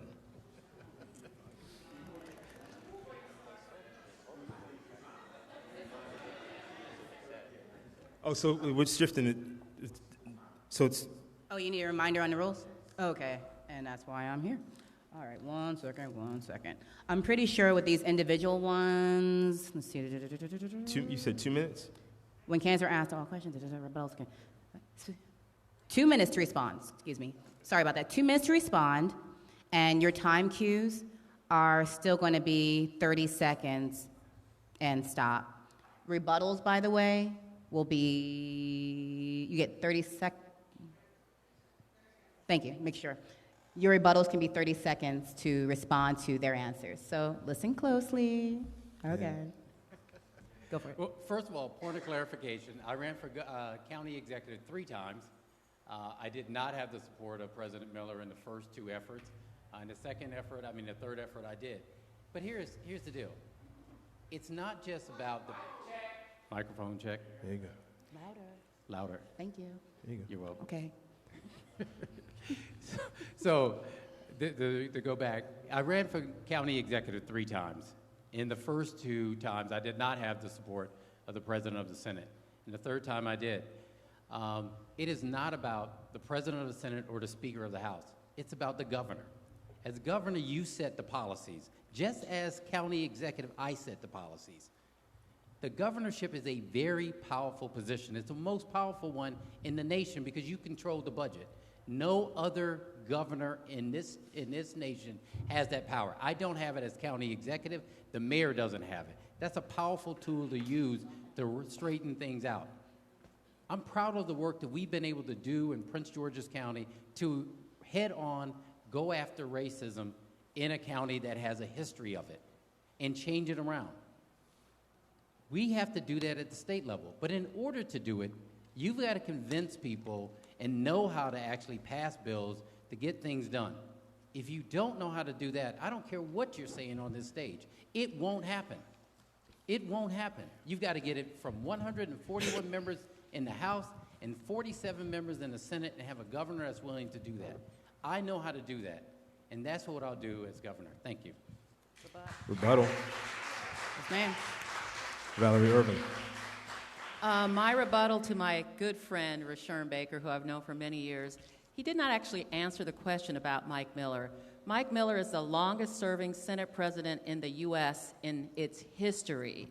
He and 3 other white men in Maryland control most of everything that happens in this state. Until we break that apart, we're going to continue to see the same thing over and over and over again. And I would submit to you, if my name doesn't end up on the ballot, it's because of those 4 white guys. Time. Well, first, I get a rebuttal to the rebuttal. You get 30 seconds. 30 seconds. 30 seconds. Yeah. First of all, The governor controls the budget. If you control the budget as governor, you can fight back against anything. It doesn't matter if the president of the Senate or the Speaker of the House wants it. If you're controlling the budget, which you'll have the ability to do, that gives you the leverage to do all of those things. It's something we don't have in the county council, in Montgomery County, something I don't have. That is a powerful tool. Ask Pete Rollins. That's how Pete Rollins got a lot of things done, because he understood the power of the budget. That's how you fight back. Thank you. Rebuttal. Well, the obvious question, of course, is, but who controls the governor? Let me tell you how I've dealt with Mike Miller. I went down to the state capitol to abolish the death penalty. He said, why would I give you a floor vote? I didn't give it to the governor. I then did the 3 things you're not supposed to do if you ever want a meeting with him again. We organized his district. We phone banked his office. We lobbied his priest. 2 months later, he came up to me. He said, what will it take to get your people to stop? I said, give me a floor vote. He said, Ben, you've got your floor vote. And that's how we got the vote to abolish the death penalty. Time.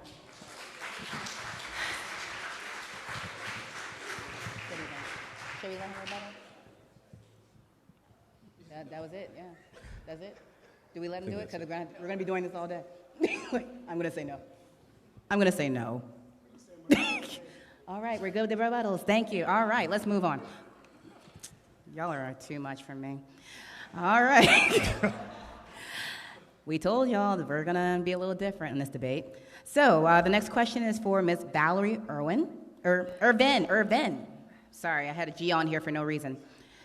Nationally, labor unions have struggled with how they directly engage the issue of racism. Given your experience with labor organizing, what will you do to make sure the topic of racism will not be a fringe issue as it relates to labor organizing here in Maryland? Yes, I come out of the labor movement. I'm a rank-and-file member of the United Food and Commercial Workers Union, and I was a union organizer for many years. We know that labor is under assault.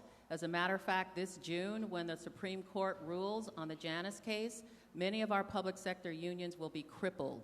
And so we know that it is very important right now, especially in the public sector, that people of color who they represent in cities across this country need to make their voices heard, because the Janus case is all designed by the right-wing Republicans to continue to kill unions as a legitimate force in America. And so having me and many other people that you all probably know working in organized labor across the country who are people of color, we will be the next rung of leaders that will push this forward. If labor crumbles, so will the Democratic Party, because they work hand in glove. And without unions and union money and union on-the-ground support, what we're trying to do as a party will be very, very difficult to accomplish. So I'm just here to say that I will support my labor brothers and sisters and make sure that more women and people of color rise to the ranks of leaders in the labor movement and do all that we can to fight back against what we know is going to be a debilitating vote of the Supreme Court come the end of at the end of June. Thank you. All righty. Rebuttal? They're good. They're good. No rebuttal. Yeah. We will move on. Next question for Ben Jealous. You are on the record as a supporter of marijuana legalization. While this is potentially good for Maryland for a variety of reasons, the community advocates for an approach that take into consideration the damage of the war on drugs and its harm to black folks. Are you willing to embrace an approach to marijuana legalization that invests the tax revenues from marijuana legalization into black and brown communities impacted by the war on drugs? Yes, and yet I think you have to go further. You know, we've heard a lot of talk about who owns the dispensaries, who owns the cultivation facilities. We need to make sure that is absolutely inclusive. It matters of race and gender. But we also have to be clear about who gets employed. Because the industry, as it is illegal, provides jobs. And when you legalize it, you need to make sure that folks who are in the communities who are been most impacted disproportionately are employed. And you do that through what's called micro zip code targeting, actually making it possible to Go down to the block level. Where are you hiring from? We have to act with courage to end the failed war on drugs. That's why I've put a plan on the table to shrink our prison by more than 30% in 3 years. As president of the NAACP, I helped other states do that. As president of the NAACP, I got Walmart to become the largest affirmative employer of formerly incarcerated people. We can end the war on drugs. We can do it in a way that's more equitable, but you have to have the courage and the vision and the ability to get big things done in our state capital, and that's what I've done as an organizer my entire life. Thank you. Rebuttal. Go for it. Valerie Irvin. I just have a quick rebuttal to my other good friend, Ben Jealous, to say that Walmart is known as one of the biggest worldwide union-busting companies ever. So let's make sure we don't include them in this fight moving forward. Yeah. Rebuttal. Yes, and that's why I went to Bill Lucy and I went to the UFCW and I asked for permission to get Walmart to become an open employer of formerly incarcerated people, and they gave their approval because they said we cannot organize people who cannot get jobs. All right. I also, as president of the NAACP, lost Walmart and Target as supporters for years because I supported the Employee Free Choice Act to make it easier to organize them. Time. More rebuttals? All right, we're good. We still haven't seen that happen yet. Okay, all right, no more rebuttals, thank you. Just a reminder again, as we move into Mr. Ross next, the cards, make sure you fill them out, and also just a reminder to our ushers and organizers that we're about 2 questions away from audience questions, okay? Great. All right, the next question is for Mr. Ross. Given your wealth and apparent interest in the people of Maryland, what monetary investments have you made that were aimed at improving the quality of life for Black and brown people in the state of Maryland? What monetary investments have I made? Yes. Well, I'm not rich. So I don't know what impression there is of me out there. I don't do much monetary investing. I mean, the God's honest truth is, so if you look at my career, I was a school teacher, then I was a nonprofit executive for 12 years, then I worked in the Obama administration, then I went into academia and wrote a book. I don't feel any lack of, I feel privileged, but, you know, look, out of all the people in government, out all the people running for governor, I mean, Krish has put 6 figures into her campaign, Jim has put over $500,000 into his campaign, Rich Madaleno has put 6 figures into his campaign. I don't have that kind of net worth. And so I guess what I'm doing is I'm choosing to live and work in Baltimore City, raise my kids here. You know, my wife continues to teach in the city schools. You know, to the extent that we engage in philanthropy, it overwhelmingly is targeted to the communities and the organizations that we most care about that serve Baltimore City. So that's me at my most uncensored on this. Thank you. Rebuttal, yes. Rebuttals? Can she have a microphone, please? Can she have a microphone? Thanks, guys. So just to be clear, I have been in public service my entire career. My husband runs the National Wildlife Federation, a nonprofit. So we are by no stretch of any imagination rich. But we also believe that it is time for people like us to be represented. Unfortunately, unlike Alec, we don't have Silicon Valley executives who are writing $6,000 checks. Roger Normally, McNamee wrote you a $6,000 check. Only 20%. Mario Batali Wait a minute. Can I No. have... Let her finish. No, but you're lying. Alex. You're saying something that's not true. Mr. Ross, let her, Roger we'll have McNamee. rebuttal time, I swear. You can rebut. So you can all look at it. We have the lowest. We literally have one donation from a corporation. It was a law firm that bought a $250 ticket to a fundraiser for me. We have not had many $6,000 checks because that's not my net worth. And so this is where, when only 20% of political donations come from women, this is where women have a struggle. Okay, it time. is why I've been outmatched. Mr. Ross?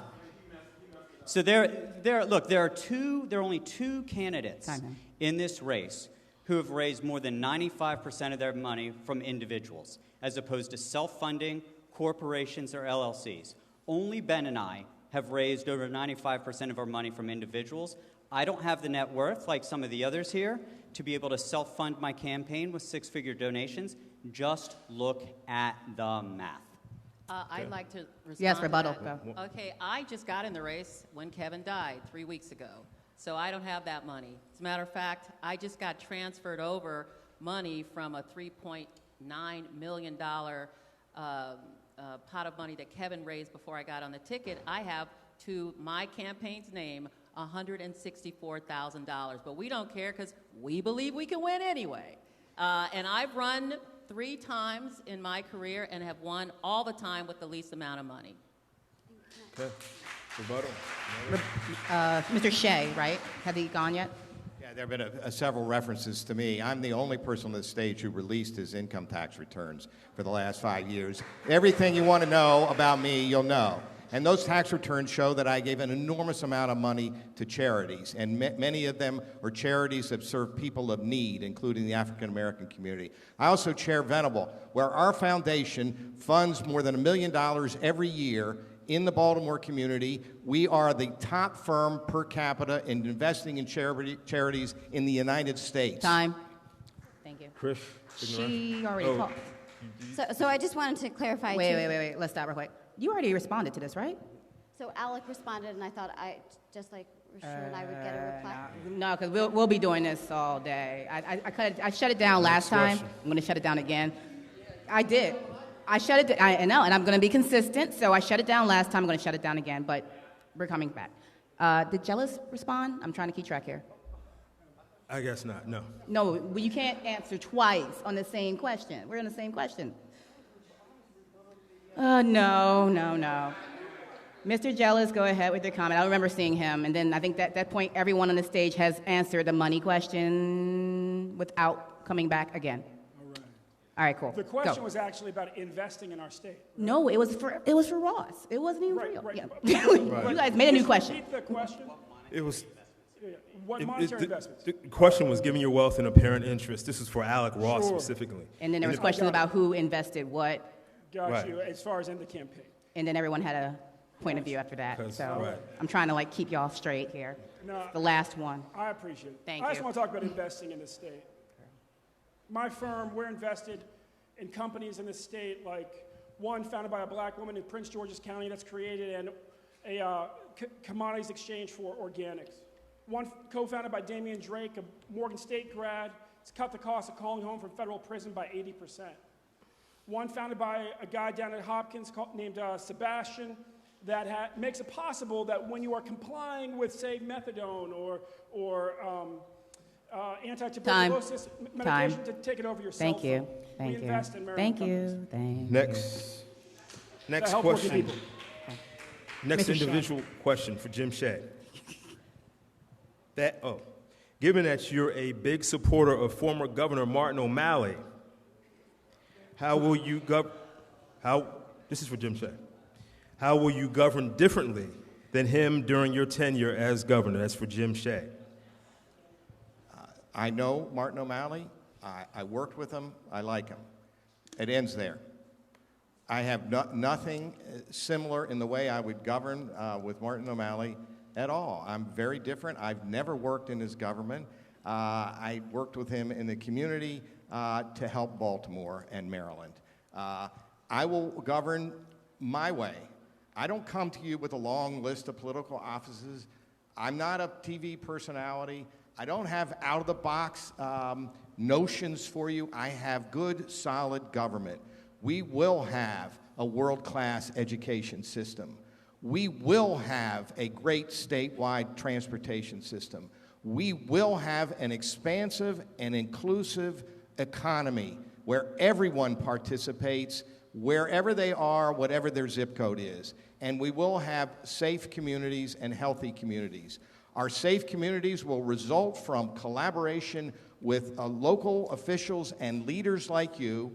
It will result from solving the three intertwined problems that we've got. We've got violent crime, we have an inadequate system of restorative justice, and our community has lost its trust in the law enforcement agencies. We will tackle all three of those problems and solve them. Solving one won't do. Solving two won't do. We'll solve all three simultaneously. Brandon Scott will be a huge, huge assistance in that. Okay. Thank you. Any rebuttals? We'll let anybody who wants to rebut, but I want to interject this just as calling an audible. What does it say about the Democratic Party, since the subject is Martin O'Malley, that promoted Martin O'Malley to become the governor of this state after the record that he acquired in the city of Baltimore, specifically connected to the zero-tolerance policing policy? So I would interject that into the conversation as well, but you can rebut that question for Jim Shea. 30-second answers, though. Yes. 30-second answers, please. Anybody want to speak? Well, that was for, you're allowed to rebut the question for Jim Shea, but I just wanted to interject that onto the floor if anybody wanted to touch that. Ms. Vignarajah, ladies first. Yes. I mean, and this is where you realize that no party has clean hands in these issues. And the sad reality is that our governor right now, after literally leaving Baltimore off the map, all of a sudden comes in with what I call an election year epiphany. He realizes crime is skyrocketing and that our citizens are going to be able to vote. And this is where all of a sudden him pinpointing judges and saying this is about truth in sentencing. We need higher mandatory minimums is exactly the wrong direction. We need to end failed policies of mass incarceration, zero tolerance, mandatory minimums because they're wrong. Time. Mr. Jealous. Again, you can rebut to the question that was put to Jim Shea. Was it Jealous or? Okay, Baker, sorry. I completely agree with Chris. I mean, I was there when, in Annapolis, when Martin O'Malley was governor. I mean, not governor, but as mayor. And what I said and what I continue to say, truth in sentencing is just BS. That just leads us down to a road. But what we have now is a governor that has not even acknowledged the fact that Baltimore is existing. It's almost like it's a foreign land. Homicides just didn't start this year. There weren't problems this year. Time's up. Well, that was. It goes fast. Yeah. Rebuttal. This is my rebuttal. Martin O'Malley, again, one of the good old boys, and was chosen to lead the city of Baltimore and was chosen to be the governor for 8 years. We are experiencing the same phenomenon this go-around. And if Democrats fall into this trap again, we're going to have 8 more years, if a Democrat wins, hopefully it's me, of fighting back. Look, Clinton and Martin O'Malley and many other leaders in the last 20 years believed in zero tolerance and ended up incarcerating millions of black people. Thank you. Mr. Shea and Mr. Jealous. Yeah, this idea of choosing, nobody's chosen me. The political establishment has totally ignored me. I'm not part of the in crowd. That's fine with me. All these issues need a fresh perspective, and that's what I'll bring. All right, Mr. Jealous. I think what Sean says is actually spot on. I mean, we have to be honest. It's white Democrats, it's black Democrats, it's white Republicans, it's a black Republican, who all were implicated in this state and in every other state. I've spent my life since I was 18-year-old organizer in Harlem, organizing on these issues, fighting to end mass incarceration. That's why I'm the only one with a plan on the table, and fighting for comprehensive police reform, and that's why I'm the only candidate with a plan on the table. All right. Last question for one of our candidates before we run into the questions from the audience. Thank you all again for submitting those to us. We have them and we're ready to go with them. For Ms. Vignarajah, thank you. On the campaign trail, you mentioned your work as the Director of Public Policy for Michelle Obama. During the Obama administration, there was a reluctance to advance policies that were specifically targeted to improve the conditions of black people. What is your assessment of the success of this approach? And the other question is, as governor, would you take on a similar approach? Look, I think that President Obama and the First Lady were an incredible step forward in history. But the truth is, and I don't run away from my record in the administration working on issues of youth empowerment, supporting women and girls. As the First Lady's policy director, we were focused on 4 areas. Two were education-focused, Reach Higher, which was about getting more of our kids into 2- and 4-year colleges. One was Let Girls Learn, as I've described. The other two were Joining Forces, which was about supporting veterans and their families. And then Let's Move, probably our most popular, certainly our most fun, which was about raising our children with healthier, more active lifestyles. And so in that capacity, for example, we addressed, but certainly we didn't go as far as we needed to, the urban food deserts. The fact that in urban areas we don't have as much access to parks. We didn't address that, my brother's keeper should be far more strong and active here in Baltimore City. And this is where, look, our job is not finished. And unfortunately, it is what on November 9th, walking back into the White House, when President Obama called some of us as staff into the Rose Garden, he said, look, we lost, and we lost big. But what you end up needing to do is you pick yourself up, you brush your shoulders off, and you get back in the arena, and you fight harder. And I remember Michelle Obama coming by my office that day and saying, look, progress is not linear. Part of what we have seen is the backlash of people who are not comfortable with us electing the first black president. But this is where we all know that 8 years is not enough time to undo the historic discrimination that is not just age old, it's what we see today. And that's where I believe that the governor matters. Because we have a president who is going to absolutely pull us in not just an unpresidential, but an un-American direction. Thank you. Rebuttal, please. We all love Barack Obama, and we all love Michelle Obama. But this race is about a race for governor of the state of Maryland. And for Krish, I really appreciate all that you have done as a policy expert working for Michelle Obama, but it's a very different situation to be in an elected office, which you have not been yet, where you have to raise your hand and make some decisions that don't make you very popular. And I've been in those situations many times over the last 20 years as an elected official in Montgomery County. Time. So I wish you well, but we need real Time. experience in the governor's office. Thank you. Can I go back? Yes, 30 though. So just to be clear, I have had executive experience that is on par and frankly better than Governor Hogan when he came into office. When I was at the State Department, I helped manage a $51.6 billion budget. When I was at the State Department, when I was at the White House, I ran multi-billion-dollar initiatives. Let Girls Learn is a perfect example of where you have to make tough choices. We took that from a seed of an idea to bringing in 7 agencies and $1 billion of government funding. But for me, it was about how do we actually show that new generation of leadership, which is what the Obamas represented. And that's what we did. Thank you very much. We are going to jump into the questions from you all, and then we did have a couple extra topics, but we'll get to those before the day is out. Okay, jumping into housing? Sure. Let's go 90-second answers with 30-second rebuttal. Thank you. All right, everybody, 90-second answers, 30-second rebuttals. I appreciate y'all. Thank you. What policies and laws do you plan to enact to stop foreclosure in Maryland that has had a detrimental impact on black wealth and a negative effect on housing for minorities? 90-second answers. I have a lot of experience at this since when I took over as county executive. Prince George's County, which is Mike by the mouth. Yeah. I'm going to get this before this is over. When I took over Prince George's County, we led the nation in foreclosures. 90% of that were in African-American communities because we're an African-American community. And so working with our housing department, fighting with the federal Department of Housing, fighting with banks, which is where it starts. So also fighting with mortgage companies and fighting with our, not just the legislators in Annapolis, but on the federal level to get us waivers so that we can roll back, and then making the state play an active role.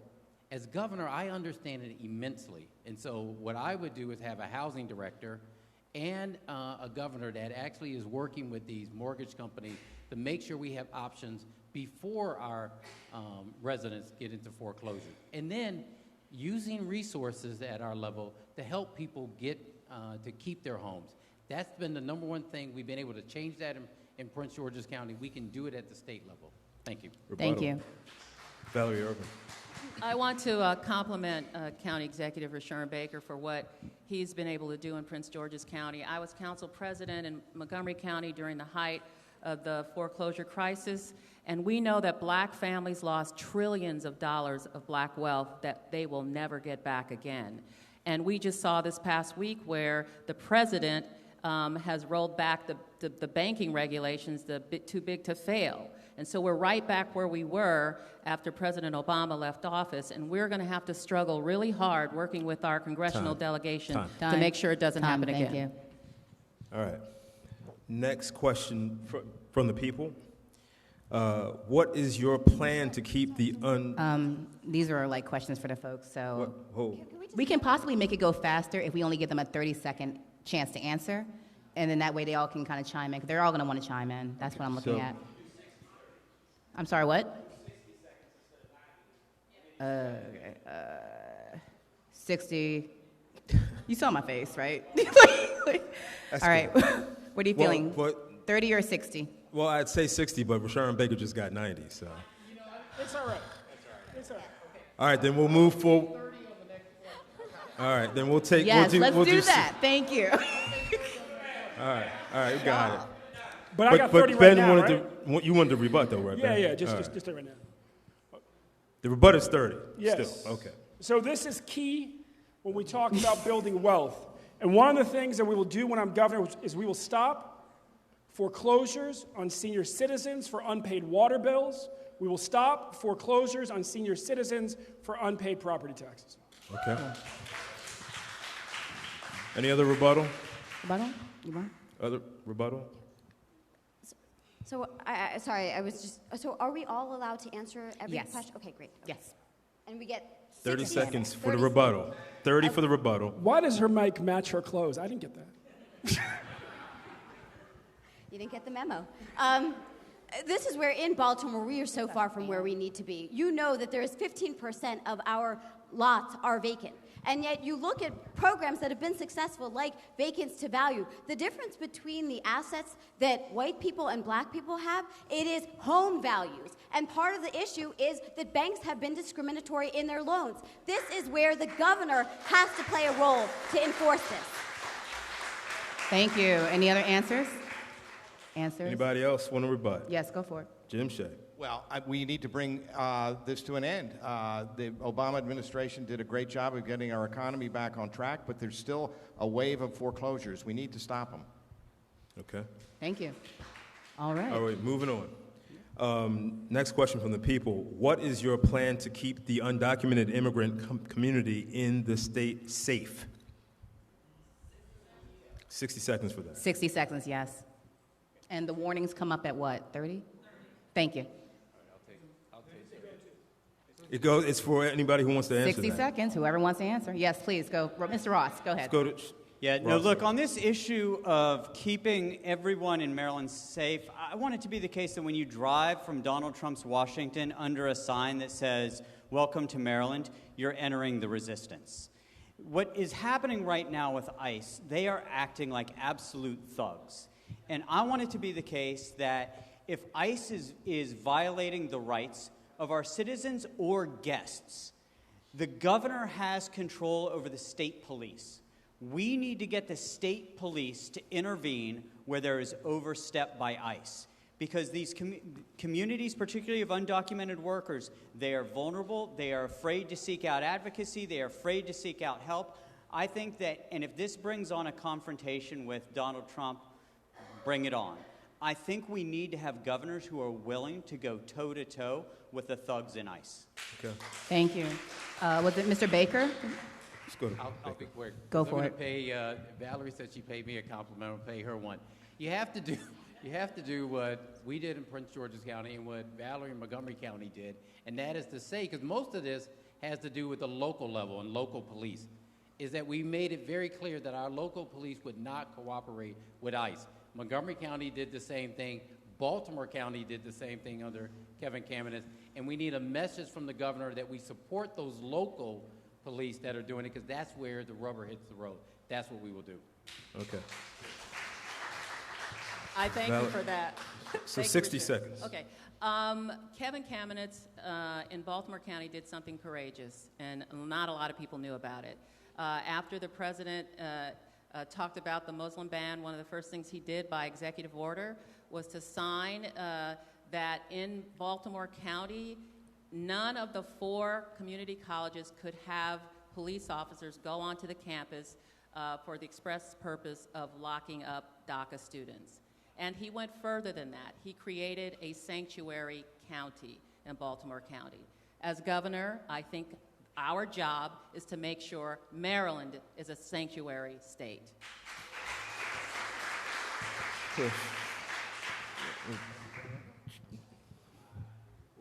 I agree. Those are all good ideas, and we should absolutely do that. But we need to do more for the immigrant community. When I was chair of the university system, we allowed Dreamers to have in-state tuition. It's just an example of what we need to do in education, in transportation, in job creation. They need to participate fully in the wealth that we can develop and the good things that are going on here in Maryland. We have to open our arms and embrace them and help them rise up. All right. Krishanti O'Mara. In the last year and a half since I left the White House, I thought long and hard about the fact that as an immigrant myself, if we tried to come today instead of in 1980 fleeing a civil war, whether we would be allowed into Donald Trump's America. And I know the answer is no. And I know that right now out there are families just like mine who are coming here because it's the promised land, because they are fleeing wars and strife and economic lack of opportunity. And America has always been that promised land, or at least it used to be. But what I want to see is, as governor, someone who actually stands up for the diversity that is our richness, someone who actually fights back. And I promise you, as governor, I will not let a single law enforcement officer be deputized into Trump and Sessions' army in their war on immigrants. All good? Okay. What can you, apologize. Okay. What can you possibly do to help encourage business opportunities for people of color in a state that is dominated by a majority white-owned space? Yes, Mr. Jealous. You know, the first thing you have to do when you decide to run is to not take contributions from businesses. I was told that if you're going to be a leading candidate, 40% of your contributions will come from businesses. I said, well, then I'm willing to lose if that's the standard. I will not take any money from big business, period. Because as a businessman, I know that if I write you a check, it could be just because I like you. But if my business writes you a check, it's because we expect a return. In Maryland, people of color, I've said this before, I'll say it again, and women together are 75% of the population. We are told we should be happy if we ever get 29% of the contracts. My firm's invested in 150 startups. 68% of them have a black, Latino, or female founder. The fastest growing one, she is all 3. She is Afro-Dominicana. As Maryland, we will be wealthier if we open up our economy to everybody. Time. And as governor, that's what I will do. Thank you. Answers, Mr. Ross. Your hand? Yes. Yeah. When I was talking earlier about how Maryland has a permanent establishment, it blurs government, nonprofits, and it also blurs this investment community. As governor, there actually is a venture capital firm that actually works for the state called TEDCO. And one of the ways in which I think we can open up access to capital to entrepreneurs of color is to put a thumb on the scale with the investments of TEDCO so that resources can be targeted to the communities and the individuals that have historically been underrepresented within their investment portfolios. Thank you. Mr. Baker. You know, just to add on to what Alex said, he's absolutely right. TEDCO is one, but the other one is the Economic Development Incentive Fund. The state had a $100 million Economic Development Incentive Fund, which it could use for minority businesses to help get some of the contracts and some of the investments in the state. Why haven't we used that? We used a $50 million one in Prince George's County, and we grew our minority businesses, not just around traditional things, but around the environment and recycling. We can do that at the state level. It's using the tools to actually invest in those businesses, and then for big state contracts, chopping those things up so minority businesses can actually be the lead contractors on those. Those are the things that we can do as governor and we can do in this state. Thank you. Thank you. We had a rebuttal. Who led off? Who led off in this question? Who led off? Who answered first? Okay. All right. Let's go to Valerie Urban then. I just wanted a quick addition on the business owners. There are so many small, local-owned small businesses that want to participate in the political. There are so many local and small businesses that want to participate in politics. The people that I don't accept money from are developers and corporations. There are big differences because there is a quid pro quo when you serve an elected office. If you get a check from a developer, they get to come into your office and say, I'd like a meeting with you because I wrote you a $6,000 check. Local small businesses, I think, are different. And so I just want to say to Ben that I would not take a check from a local small business in my community that wants to participate. Okay. Who's next? Vignarajah. Go to Jim Shea, then The empowerment zone had a board that was community filled. Everybody on it was from the community. We created lots of opportunities for small and minority led businesses. I would do the same thing. I would expand that kind of program. I also have been a longtime supporter of the Associated Black Charities, another community-based charity. I would empower them to do what they're doing. They still actually run programs that began in the empowerment zone, a revolving loan fund and a job training program, still today benefit the citizens of Baltimore. Thank you, Ms. Vignarajah. Chris? I just wanted to add, if you want to see an example of kind of the Republican trickle-down economics, it is how we support people of color, women of color. You realize the fact that when it comes to, capital financing, only 2% goes to women.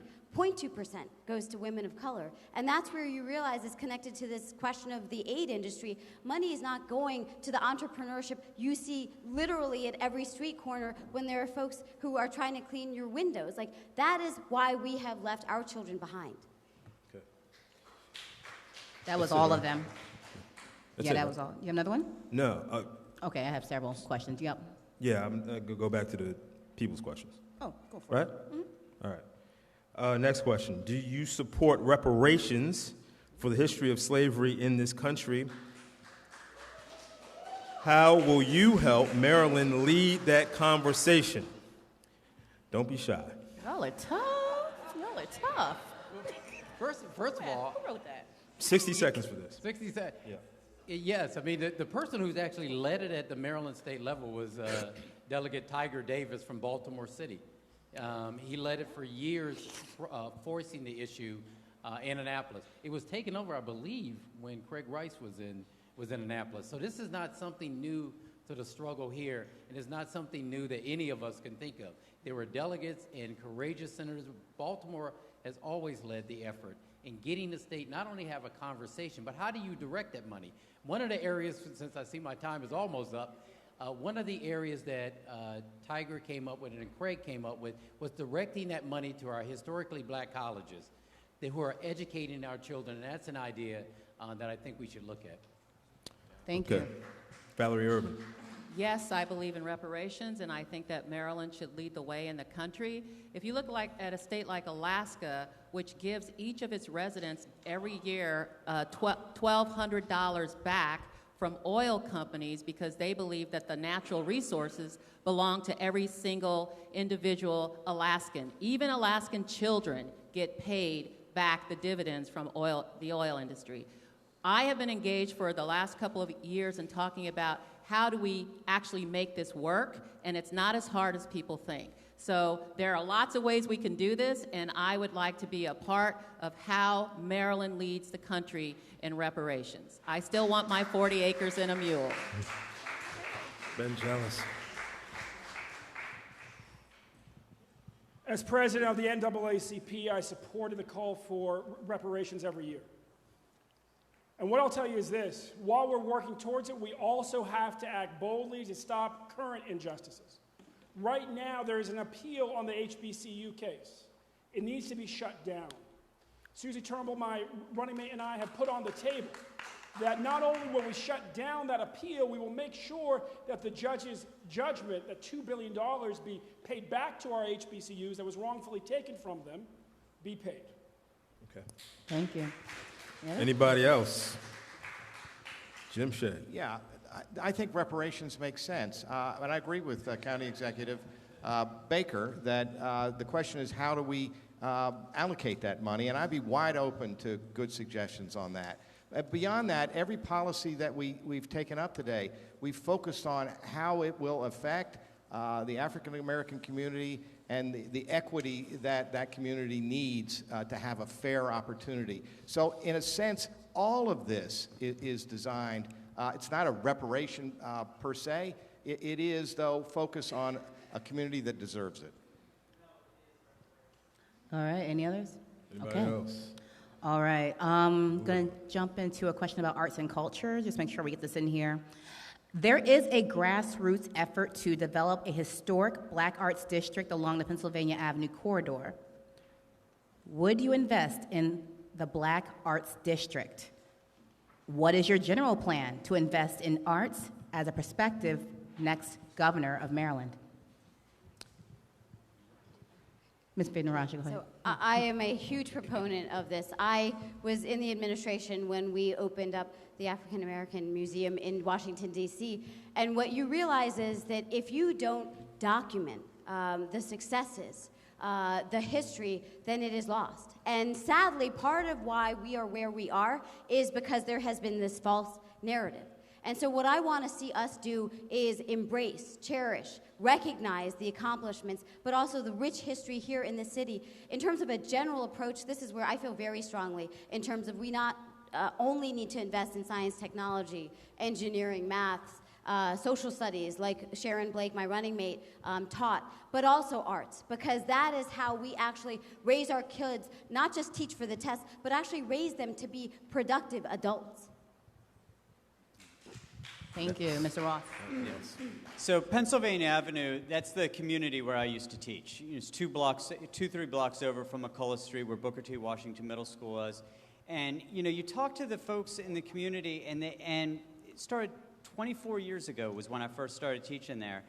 And in 24 years, there hasn't been any significant investment from the state there, despite the opportunity that we all know is there. There's been money that's gone into Inner Harbor East. There's been money that's gone into wherever there's sort of wherever there are big, politically well-connected developers. So the role of the governor has to be, if we recognize the value of Pennsylvania Avenue and its potential, which is enormous and which would do a huge amount for that community. When the Murphy homes came down, we should have invested in it then. We missed that opportunity. But the next governor has to be able to look for opportunities where one of the sort of good old boy developers is not whispering in her or his ear. And that means investing in communities like Pennsylvania Avenue. I'm going to answer this question, and then I have to leave. I have an event across the state in another jurisdiction. But let me just say that I believe that arts, especially in African American communities, are the vibrancy that keeps communities together and actually builds. I live right on the border of Silver Spring and Washington, D.C., and if people haven't been in D.C. lately, they should drive through, because it looks nothing like the city it was. The gentrification in D.C. is so deep and so widespread that one of the things that they're seeing now is that the arts community has been decimated. And we know developers can do way better than they're doing. Once they come into a community, they need to go directly to the folks who do the arts in the community and make sure that they're working together with them. Once they take it away, it does not come back. And so I know that Baltimore is a city on the verge of enormous change, like Washington, D.C., and like so many other large cities, that we need to take this opportunity to grab hold of what we know is important for the vibrancy of our own communities. Thank you all for your time. Thank you. Please remember me when you go vote. Thanks. Thank you.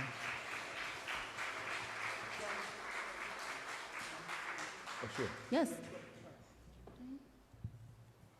I can remember driving down North Avenue past Penn and North when I was 6 years old on my way to my great aunt's house in Coppin Heights and seeing young men sing a cappella.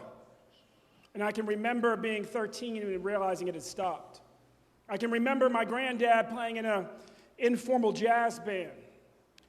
And if you will, the sound in many ways of the rise of mass incarceration has been the destruction of arts in the same communities that have been most impacted. And so what do? Yes, we need to support the arts district, but we also need to support returning arts to our schools. We need to lift up the culture that flourished through those schools and through having actual community schools programs where young people can invest themselves in arts all afternoon. And we also need to make sure that artists don't have to fear for their lives because they can't get health insurance, and have single-payer health care for all in our state so that artists can pursue their arts and not have to hold on just to a dead-end job because they're afraid of not having health. Time. Thank you. Mr. Baker? You know, I like Ben's idea so much that we're actually doing it in Prince George's County. We put art integration throughout our high school, the largest in the state. What we also did was take a community in one of our areas which did not see revitalization called Suitland, and we've made that our arts district. And the way that we've kept it so it doesn't look like the gentrification that you saw in D.C. is that we're acting as the master developer. The county is. There's no reason the state can't do the same thing. And that way you can have affordable housing with great art and great networking right there, great revitalization. We can do it across this state. We can do it right here. So yes, I would support it. And I would come in with the state to team up with the city to make it happen. It can be done. I've got proof that we can do it. Just come look at Prince George's County. Thank you. That all? Okay, just a reminder, we're going to continue doing questions till about 3:30. Just a programming note, because I know some people are getting antsy. Please find a fan in the pews if you need it, because we don't want to have any medical issues. And then we'll have closing remarks around 3:30. So just to plan your needs. And also the bathrooms, again, are outside and to the left and the right. All right, jumping into a question from the audience. In Baltimore, developers seem eager to build only luxury housing in many areas. Does that make sense to you? Like, build higher end luxury housing? Okay.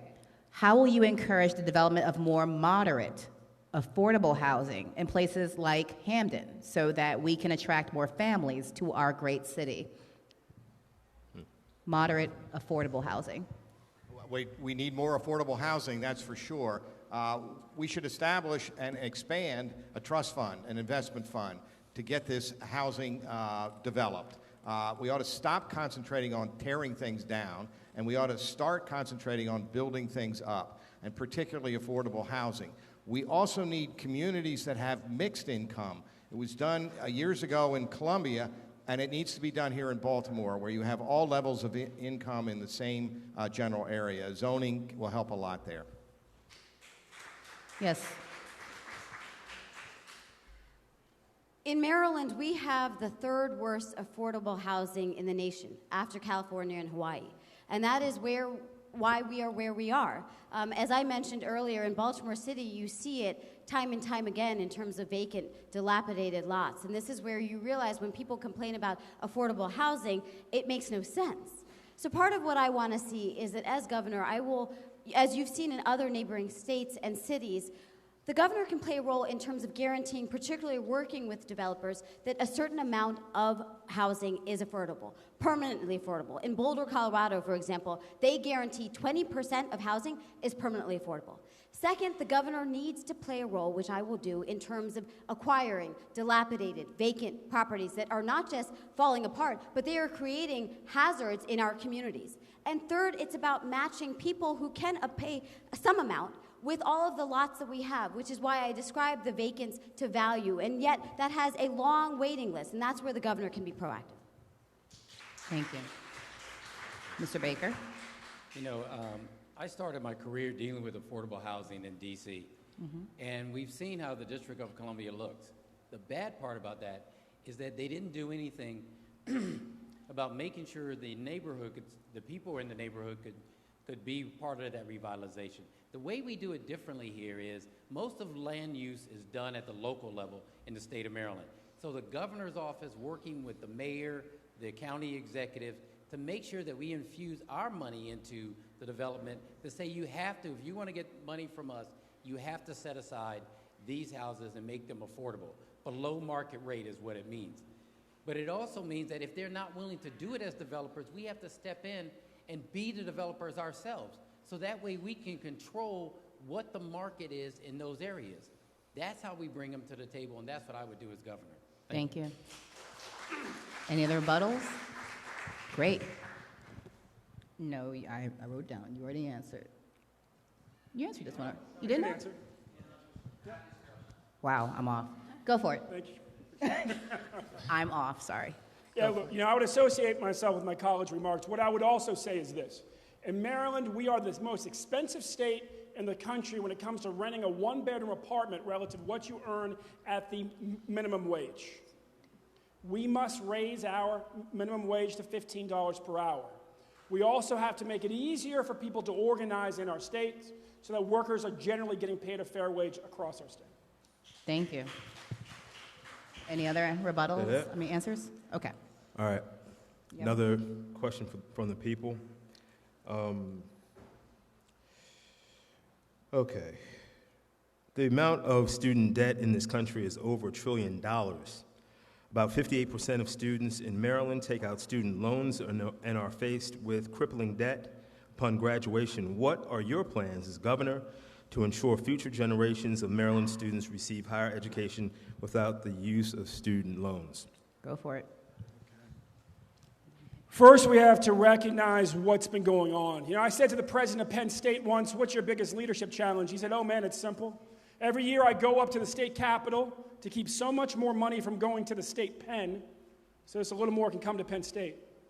Since 1970, as we have spent more and more on mass incarceration, we've invested less and less in public higher education, and as a result, tuition has gone up, student debt has gone up, student default rates have gone up.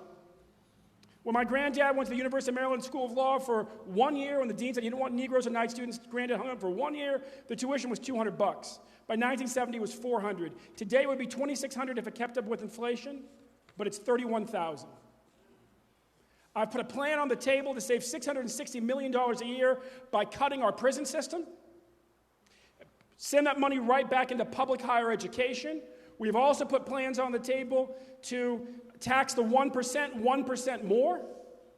And as a result, we will be able to make sure that all of our community colleges are tuition-free. Thank you. And through grad school Thank you. for needed professions. Ms. Vignarajah, you had your hand up next. This is an issue that I know personally because I came out of school with tens and tens of thousands of dollars. My parents, who went back to school, my mom when she was 62, is 80 and is still paying off her student loans. The fact that in Maryland, on average, our kids come out with $30,000 in student loans, it's just wrong. You cannot live with that kind of burden on you. It is why we have guaranteed free community college, free debt-free tuition at HBCUs, but also 1% student loans, because no company should be profiteering off of student loans. It's how we make sure that every child can realize their potential. Thank you. Okay. Yes, Alec Mr. Ross. My running mate's an amazing woman named Julie Verotti, and she and her wife, Emily, own a beer brewery down in Silver Spring, Denizens Brewing. And the biggest barrier they had to getting the first loan to open up Denizens was Julie has $180,000 in student debt, and she's never missed a payment. $180,000. My plan is to try to get. I don't think we can do free college for four-year universities just looking at the math. I think it would bankrupt our state. Our aspiration, what I do think we can do over the short term, is debt-free college. Try to have it means-based payments through the 4 years of college. Pay what you can during those 4 years, and then when you're out, you're debt-free. I think that is a more achievable goal, which would be game-changing, that I think is more realistic, at least over the next 5 to 10 years, than free college. Thank you. Sharon Baker. Here's an idea I think that we should try at the state level that we're doing in the county and there are other places, and that is we actually start paying for college when our kids are in high school. So we're doing a program called Middle College, where our kids are actually graduating from high school with their associate degree. That way, saving at least 2 years of college. We've expanded that program into now teaching. If you go into health fields, you can get it in the county. But if you go into teaching, it's the same thing. If we look at using our community colleges and combining them when our children or in high school, looking for ways to save parents and students money on their tuition. The other thing is we've got a program where we kicked off this year where our kids can come out of high school for under $10,000, get their associate degree and their BA by the time they graduate from high school. So those are programs I think we should look at as ways of reducing the debt on our students. Okay. Thank you. Okay. All right, I have a question on workforce and economic development. The unemployment rate for black people in America is higher than the states. Excuse me. I'm going to start one more time again. The unemployment rate for black people in Maryland is higher than the states, and the unemployment rate for black people in Baltimore City is 4 times that of their white counterparts. How do you plan to connect this community to the job training needed to address the critical lack of community development and investment? Yeah, let me add another set of numbers to that. The ABC did a report that came out a couple of months ago, and the income among African Americans in the city is exactly 1/2 of majority. That's totally wrong. But if you look at the report, there is a pathway to make a correction. There are 2 reasons for that low income number. One is not getting equal pay for equal work. The other is being shunted into lower paying jobs and occupations. We can address that. We can address the first, of course, with the legal system. But the second is more subtle and more dangerous. But we can address it. The report identified the 4 higher paying sectors that are underrepresented by African Americans. It was manufacturing, wholesale, professional science and technology services, and construction. Those were the 4 higher areas. What I would do is make sure that our high schools, our community colleges, and to the extent they're involved, the 4-year colleges are providing an education and training specifically to African Americans to fill those jobs. Time. Thank you. Any other? Yes, Mr. Ross. Vignarajah? Well, ladies first. Dancing. Yes. So part of it is recognizing that by the time we're talking about our workforce, we have missed the boat, in the sense that our schools have to prepare all of our children for these economic opportunities. It's why I talk about our education policy as from cradle to career. Part of that means, as Mr. Baker said, that schools like Woodlawn High School, where I went to school, you can graduate with an AA degree. But part of it is also recognizing that some of our kids, and my father would be the first one to tell you at Western or Southern or Poly, when they come out of school, some of them are not going to go to a 2 or 4 year college. They're going to go into the trades. Becoming an electrician, a pipe fitter, a welder, those are well-paying jobs, but we're not preparing our kids for that. It's why we need to provide free technical and vocational training, job retraining, but also apprenticeship programs, because we have employers who want to employ, but the other piece of it is transportation. Just as we have this segregation between affordable housing and jobs, we've got to make sure the transportation, like the Red Line, exists, because we know right now there are 250,000 jobs here in Baltimore that are not being filled because of the failure. Alec Ross. Thank you. 2 specific programs of mine that I'll point to that I think could help with this. Number 1, computer code is the alphabet that much of the future is going to be written in. And I know that our young people, it doesn't matter what color your skin is, they're like fish in water when it comes to the use of technology. But only 40% of the public schools in Maryland offer even a single computer science class. That means 60% don't. Predictably, the 40% map to the higher income zip codes. I want there to be universal computer science education. The second thing that I'll point to is we have a very strange barbelled economy in Maryland. We have a lot of knowledge workers, and then we have a lot of people working at or around minimum wage. We should bring the kind of apprenticeship program that is in place in Colorado, that's in place in Switzerland, that's in place in Germany, that helps create a pathway, world-class apprenticeships, that creates a pathway to people in the skilled trades, which we lack in Maryland. We have lots of open jobs, but not enough workers. A pathway into the skilled trades and well-being for folks who aren't going to go to college. Time. Thank you very much. Yes, Mr. Jealous. Thank you. You know, I get why people talk about education when we're concerned about unemployment. I'm totally supportive of making sure that our schools prepare every young person for a great career. But you cannot give up on the parents.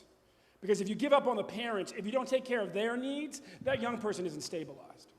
And so we have to be aggressive in dealing with discrimination in employment, discrimination in housing, because if you can't get the job near the school where your kid should go, or you can't get the housing near the job that you want to work at, you're in trouble. We have to deal with transportation. We also have to deal with discrimination against formerly incarcerated people. We need to make sure that their time in prison is actually used preparing them to come back and re-enter society and be qualified for a job. That means that we have to shut down the factories in our prisons that are just simply competing against factories on the outside, calling it training, but not preparing you for any job on the outside, and replace them with actual training that will get you prepared to leave prison ready for a job. Time, thank you. Mr. Baker, you good? Okay. Did you have one? Go for it. Why not? Yeah. I'll add on to what my colleague said. I think they've got it exactly right. This is what we face the same problem that you do in Baltimore City and the county, where we saw the unemployment rising. It is now the lowest in the state.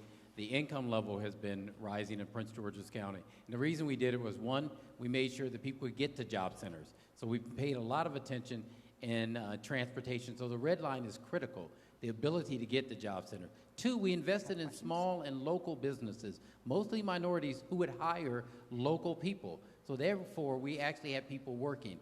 Three, we actually developed a center where people come here, our returning citizens, could come in and get the job training in a one-stop area where they could actually get job training, housing, health care, and all of those things. If we can do it in one part of our state, we can do it across the state.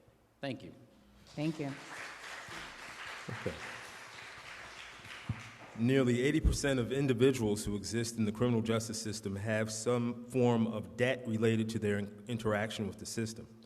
This includes pretrial service fees, fees associated to incarceration, pre-release, probation, and parole. Moreover, Maryland's practice for collecting civil debts, including unpaid child support, the recovery of unpaid rent, and debt that is not collected through wage garnishment, is to issue body attachments.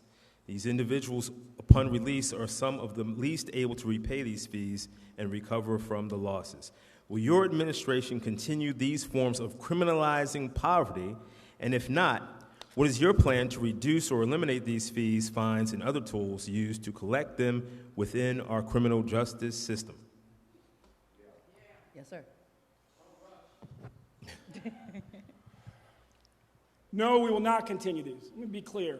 When I'm governor, we will outlaw money bail, period. New Jersey's done it, DC's done it, we should be next. And quite frankly, no Democrat should be taking money from the bail industry. Republicans might be a lost cause, but in our party, we should be clear. You should not take money from the bail industry. Right now, we have folks, me and Alec were the only ones up here who said that Oaks needed to resign. Two, this issue of people's child support building up while they're behind bars is ridiculous. And what happens is they come out, and if they give money to pay it back to the state, it goes to the state, it doesn't go to their kid. And so then the mom says, I need, or the dad, because it can be mom or dad coming back from prison, says, I need money for the kid, so they give money. But it doesn't get counted. We will change these policies by focusing on what works. And this current system does not work. Thank you. Who's next? Mr. Baker? No, I think this is probably an easy one for all of us, and that is no, we won't continue. And Ben is absolutely right. The money goes to the state. So what it means is that we should not, it's counterproductive. We're actually sending people who can't get a job because they have to check a box saying they were incarcerated, probably for smoking marijuana. And then we're going to say, well, you owe this money that we've been paying out. We have to recognize as a society, if we don't want to see them returning into our prisons, then we have to put a program in place where we say, we know we're going to have to pick up this cost as a society, because we want that person to come out, get a job, and be productive, not to be hampered by this. And so, no, I totally agree. Who's next? So this is where oftentimes you will see the violent agreement of our party, and this is, I think, the strength of our party. The only two things that I wanted to add are, first, we've got to also make sure that we decriminalize possession and make sure we expunge records, because this is how we do hold people back. We have to recognize that this strategy of trying to lock people up and throw away the key is not a successful strategy. It makes no sense. It's where our moral and our monetary interests line. But the other part of it is recognizing that in the state of Maryland, we have a recidivism rate, meaning someone will return into the system of 40%. Here in Baltimore City, it's 73%. And that's why we fail to empower people who are returning to society. That's why we need to support vocational and educational training behind bars. We need to allow for there to be career counseling. We need to allow these folks to re-enter in a fulsome way society, because that is how we make sure that our broken system doesn't remain broken. Thank you. Mr. Ross? I won't reiterate some of what's already been said that I agree with, but I'll focus in on one thing, which is expungement. Maryland, we have a huge concentration of a federal workforce and a contractor workforce, and if you check the box that says you have a criminal record and it's drug related, you are locked out of a lot of those jobs. And you and I also know that if it's 11 o'clock at night on a Friday and you're in Hunt Valley, 11 o'clock at night and you're in West Baltimore, kids in an SUV in both places. The SUV gets pulled over in Hunt Valley, marijuana smoke comes out. SUV gets pulled over in West Baltimore, marijuana smoke comes out. You know those two cases are being treated differently. You know those cases are being treated differently, and they have for a long time. So a focus of mine will not just be on the legalization of marijuana and some of the reforms that have been discussed, but we have to move very, very quickly on the issue of expungement. Thank you. Mr. Shea? All the comments and the question itself indict the restorative justice system. It doesn't work in the state. And it's another reason why the mass arrest approach is ridiculous. All it does is pour more and more people into a system that's broken and create more and more misery in its wake. But we need to, the governor of this state controls juvenile justice and the correction system. Those are the two systems that we're talking about here. Larry Hogan hasn't done anything in these areas, nothing. And it's getting worse and worse and worse. What you need is a system that deals with this systematically, that it looks at the person, it educates the person, it trains the person, it prepares the person for reentry into citizenship, and then helps him or her do that by breaking the cycle of debt and poverty and lack of family structure around them. That's what a restorative justice system will do, should do, and will do if I'm governor. Thank you. All right. Staying kind of on that topic, this is a question from the audience. The Public Service Commission is appointed by the governor. In the past, they have supported the bail industry. We mentioned cash bail and money bail earlier. Would you consider supporting an initiative to make this commission elected? Sure. Again, question from the audience. The Public Service Commission. Right, wrong? No, that's right. Okay. All right. The Public Service Commission is appointed by the governor. In the past, they have supported the bail industry. Would you consider supporting an initiative to make this commission elected? Don't all jump. Thank you, Mr. Shea. The Public Service Commission changes too often, and the changes disrupt policy that should be ongoing. So I'm wide open to changing the way in which we appoint the PSC commissioners. We've had a couple instances under Larry Hogan where new commissioners have come in and have been reporting back to the governor's office about cases that were pending and what should be done. That's the kind of stuff that happens when you have a system of appointment like this. Whether an elective system per se on election day is the right way to do it, I'd be wide open to suggestions on that, but we need a change. Mr. Jealous. The problem in Maryland is we have too many politicians who have been bought by the bail industry. I'm not sure that making the PSC elected politicians that they can now buy actually helps us.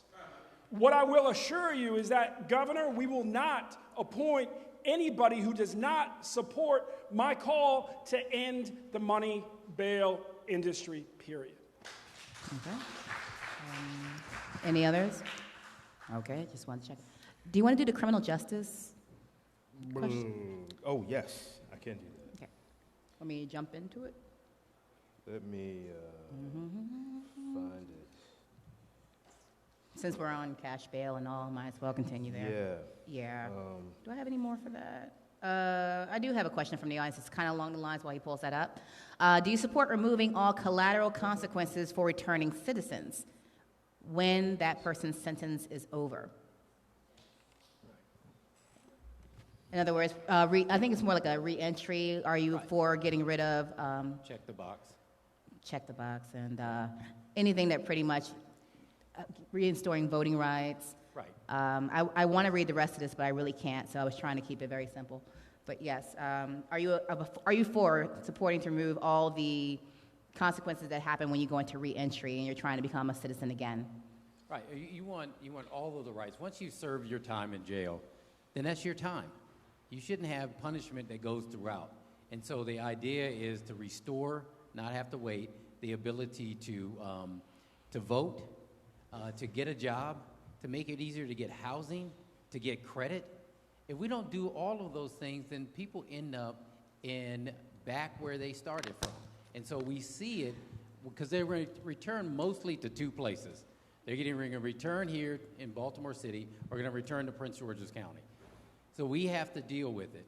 So the way that we do that is to make sure, one, while they are being incarcerated, that we offer programs that give them the training and education they need. And two, we offer support when they come back to society. Because without the support, the training, the ability, and taking away the stigma, they're not going to be able to return into society, which is why we call them returning citizens. Thank you. Just go down, yeah. You know, I started my career in the mailroom of the NAACP Legal Defense Fund opening inmate mail. And I continued as an organizer, organizing in West Harlem in New York City while I was going through college, organizing families. And I remember going door to door and trying to register people to vote and having man after man after man tell me he could not sign up to vote. We have to make sure that all of your rights are restored when you come home. As the head of the NAACP, when I started, we may have had 20 criminal justice advocacy committees and branches across the country. When I left, we had more than 1,200. We made sure to put the civil rights community on the side of our returning citizens, and when I'm governor, the governor will be on the side of our returning citizens.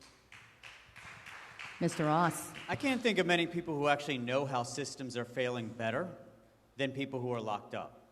And so I'm actually in favor of restoring felon voting rights, not upon return to the community, but never taking them away in the first place. And they can vote in the place of it applies to their immediate prior address. I think there's a lot of wisdom actually among folks who have fallen through the cracks and for whom the system has failed. I think they know what's needed a lot better than some others. And I also think that stripping people of citizenship, it creates more of a psychological barrier to reentry. We're saying you're not American. We're saying you don't count. And what that does is it exacerbates the problem that comes with reentry. You've taken somebody who may have once felt like a community, and you've so torn them down while they were incarcerated. And so I actually think that citizenship should never be taken in the first place. Anybody? Okay, yes, please. The only thing I wanted to add is it can't just be about a paper right, right? It can't just be about saying, oh, well, we're restoring this right, and that's the end of it. And so part of what I want to stress is that we need to focus on how do you actually implement that. One part of it is realizing that, when it comes to restoring these rights, it's not just about creating the right. It's about making sure that people are aware of the right. I remember when I was in a conversation in Park Heights at the Zader Center with the neighborhood community, a lot of folks didn't realize that you could actually vote after your criminal record, for example, has been expunged. Second, the other part of it, what I mentioned and I just wanted to elaborate on, is that right now 0.001% of prisoners have access to any sort of vocational or GED training. That is nonsensical. If we are actually going to empower people to return, if we are going to provide and kind of restore their collaborative rights, it also means empowering them with the knowledge and the toolkit. And right now, we are failing to do that. Time, thank you. So that criminal justice question, the Fraternal Order of Police has been in opposition to major police reform measures particularly those that provide civilian oversight of the police department. What will you do to ensure that civilian oversight of law enforcement happens in Maryland? Go for it. Yeah, the Law Enforcement Bill of Rights needs to be amended. Absolutely. I'm sorry? Oh, well, that's a good idea, too. Why don't police officers face the same rules all the rest of us face when they're accused of wrongdoing?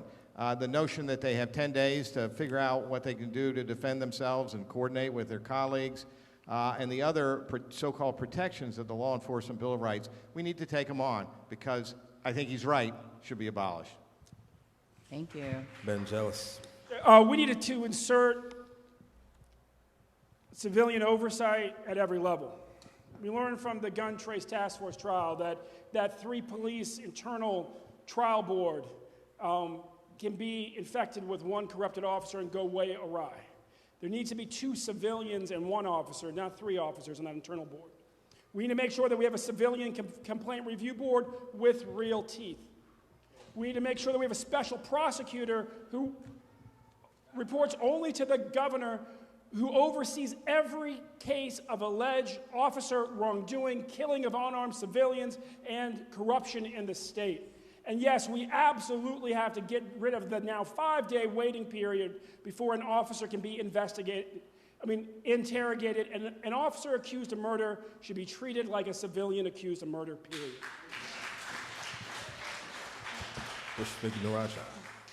So I agree, but I want us to go more than that, because we can't just be trying to police our police. We've got to change what our police look like. And that's why we rolled out a community policing plan that highlighted the fact that our law enforcement doesn't in any way represent our communities anymore. And that is why we have to acknowledge the fact that we need to have demographics that reflect our city. We need to have police officers who actually live in our communities. We need to have police officers who actually patrol our streets instead of just driving through them. We need to realize that there are programs that they're, seed of ideas that work in terms of community collaboration teams. We need to incentivize our police officers to actually know our community, to interact with the Boys and Girls Clubs, to actually go to our schools, to mentor our kids. It cannot be the antagonistic dynamic we have, because what we will end up doing is what we have, and it's broken. Just add on a couple of things. One, I voted against the Law Officer Bill of Rights. Every year I was in Annapolis on judiciary. The other thing, as Chris has said, we need to do that. But what we have to realize is that it is the local level where the police are. So the person in charge of the police here are you in the city. The people in charge of the police are Prince George's there. So the governor has to work in tandem with the local police to make sure we put these trainings in place, to make sure that our police force looks like the people that they serve, which is what we did in the county. It can be done, and we can do it and influence it at the governor's level. But we have to make sure that we're including the community at the local level to make sure this happens. Okay. Was there a rebuttal? Yeah, very quick. Rebuttal? Yes. Okay. Prince George's County Executive Baker actually put his finger on a big problem here. The Baltimore City Police are a state agency, and that's wrong. We have to return the Baltimore City Police to not only civilian control, but Baltimore civilian control. Thank you. Any others? Okay. Do you want to stay on criminal justice, or do you want to jump to fight for 15? All right. Last question. Let's talk about money. Oh, okay. So, do you support a $15 minimum wage? And if so, how will you ensure that there will be jobs for youth? Also, how will you ensure that employers do business in Maryland instead of neighboring states? D.C. is included in that. Well, considering that I'm the only person up here who actually had to sign and did sign the largest minimum wage in the state. Right now, the largest minimum wage is in Prince George's County and in Montgomery County. And our direct competitors are Washington, D.C., and Northern Virginia. What we hope by our action was that the state would actually do that. They would see that we need to raise the minimum wage and we can be competitive. If we want to know whether it can work or not, it's working. The job, the place that's leading economic development and job creation in the entire state and the Washington region is Prince George's County. And we did it while raising the minimum wage, by offering free tuition for kids who are going to our community colleges, and we remain competitive. It can be done. We just have to have the political will at the state level to do it and have everybody participate in it. Thank you. 5 for 15? Yes, sir. There's a lot of truth in what was just said there, and a very good example. Here's what's going on. First of all, we need a minimum wage, because if you work a full week's work, you need to be able to feed your family. That seems pretty simple to me. But there are two different theories going on here. The Republican theory is put the money all at the top, and it'll trickle down. A lot of it doesn't. We know that. Most of it doesn't. We Democrats believe we ought to put the money in the base, in the people's pockets. That's where real economic growth will occur, because for better or for worse, people at the lower end of the spectrum have to spend their money for food and services. That's what builds the economy. So all these studies that are out there, so-called studies, they're usually shown to be false, that you lose jobs when you raise the minimum wage, have been shown to be wrong. Just wrong. It builds the economy. It increases jobs. That's why we should have a minimum wage, in addition to the fundamental fairness of it. Time. Thank you. Mr. Jealous. You know, think for a second about the people who may have inspired you to be proud to be a Democrat, and you come up with transformative women like Shirley Chisholm or Barbara Mikulski, or men we remember by their three-letter initials like RFK or MLK. And what do they all have in common? Yeah, they believe in civil rights and expanding economic opportunity, and also ending poverty. Ending poverty. For too long, our party's been too cozy to Wall Street and their illogic of trickle-down economics. We have to embrace the old school economics that says simply, if we do better, we all do better. We have to make sure that we all do better by raising the minimum wage to $15 per hour. And when we do, you will see more jobs created in places where jobs have disappeared, because people at the base of our economy spend their money within 2 miles of where they live. I launched my campaign in front of my cousin's flower shop. She has supported the $15 minimum wage from West Baltimore all these years because she said she will sell more flowers if we raise the minimum wage. Thank you. Thank you. Continue. Yes, Mr. Ross. Yeah, it was mentioned during the introduction, I grew up in coal country, and I spent 5 years, worked throughout my entire time in college working for minimum wage. Worked on as a midnight janitor, worked on a beer truck. I know what it's like when it's 3 o'clock in the morning and it's lunchtime. 2017 finished up a historic high of executive compensation and corporate profits. And yet we haven't had an increase in the federal minimum wage since 2008. Anybody who tries to put an economics argument in front of you for how raising the minimum wage is going to hurt business or hurt our state is just flat out wrong.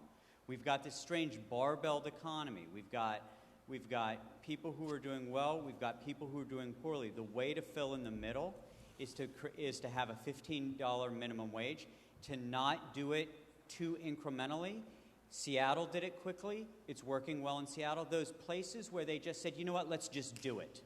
It worked. Time. Thank you. Ms. Vignarajah, can you have the mic? Thank you. Anyone working a full-time job absolutely should be able to support their family. But the problem is that to afford a 2-bedroom apartment in Maryland, you have to be earning $30 an hour. So this is where you realize that we need to focus on how do we actually create not just a bottom, but an economy that actually supports all of us. The reason why Amazon didn't consider Baltimore was because we had a governor who cut the red line. The reason why we are losing out compared to our neighboring states is because Maryland is not open for business. Maryland is open for businesses leaving. We have the 32nd worst unemployment rate in the country. 31 states have better employment than we do. We lose wages $6,000 to $7,000 compared to Virginia, $10,000 to $12,000 compared to Delaware. And so this is where I'm excited to go up against Governor Hogan, because in 2014, he ran against slogans. In 2018, I'm going to run against his track record. Thank you. Any additionals? All right. We are right on time. It is 3:30. That means it is time for their closing statements. Yay. Here are the rules for your closing statements, just in case you forgot. You will be given, make sure, I know it's 90 seconds. I just want to make sure. Yep. Okay. You will be given 90 seconds to give your closing statement. There will be no rebuttals to your closing statement, and we will love you so much for abiding by those rules. Thank you very much. Let's start with you, Mr. Baker. Thank you. Thank you for having me. This has been a very spirited debate. I think that we will all agree this is probably the most spirited one we've had, and so thank you for providing that.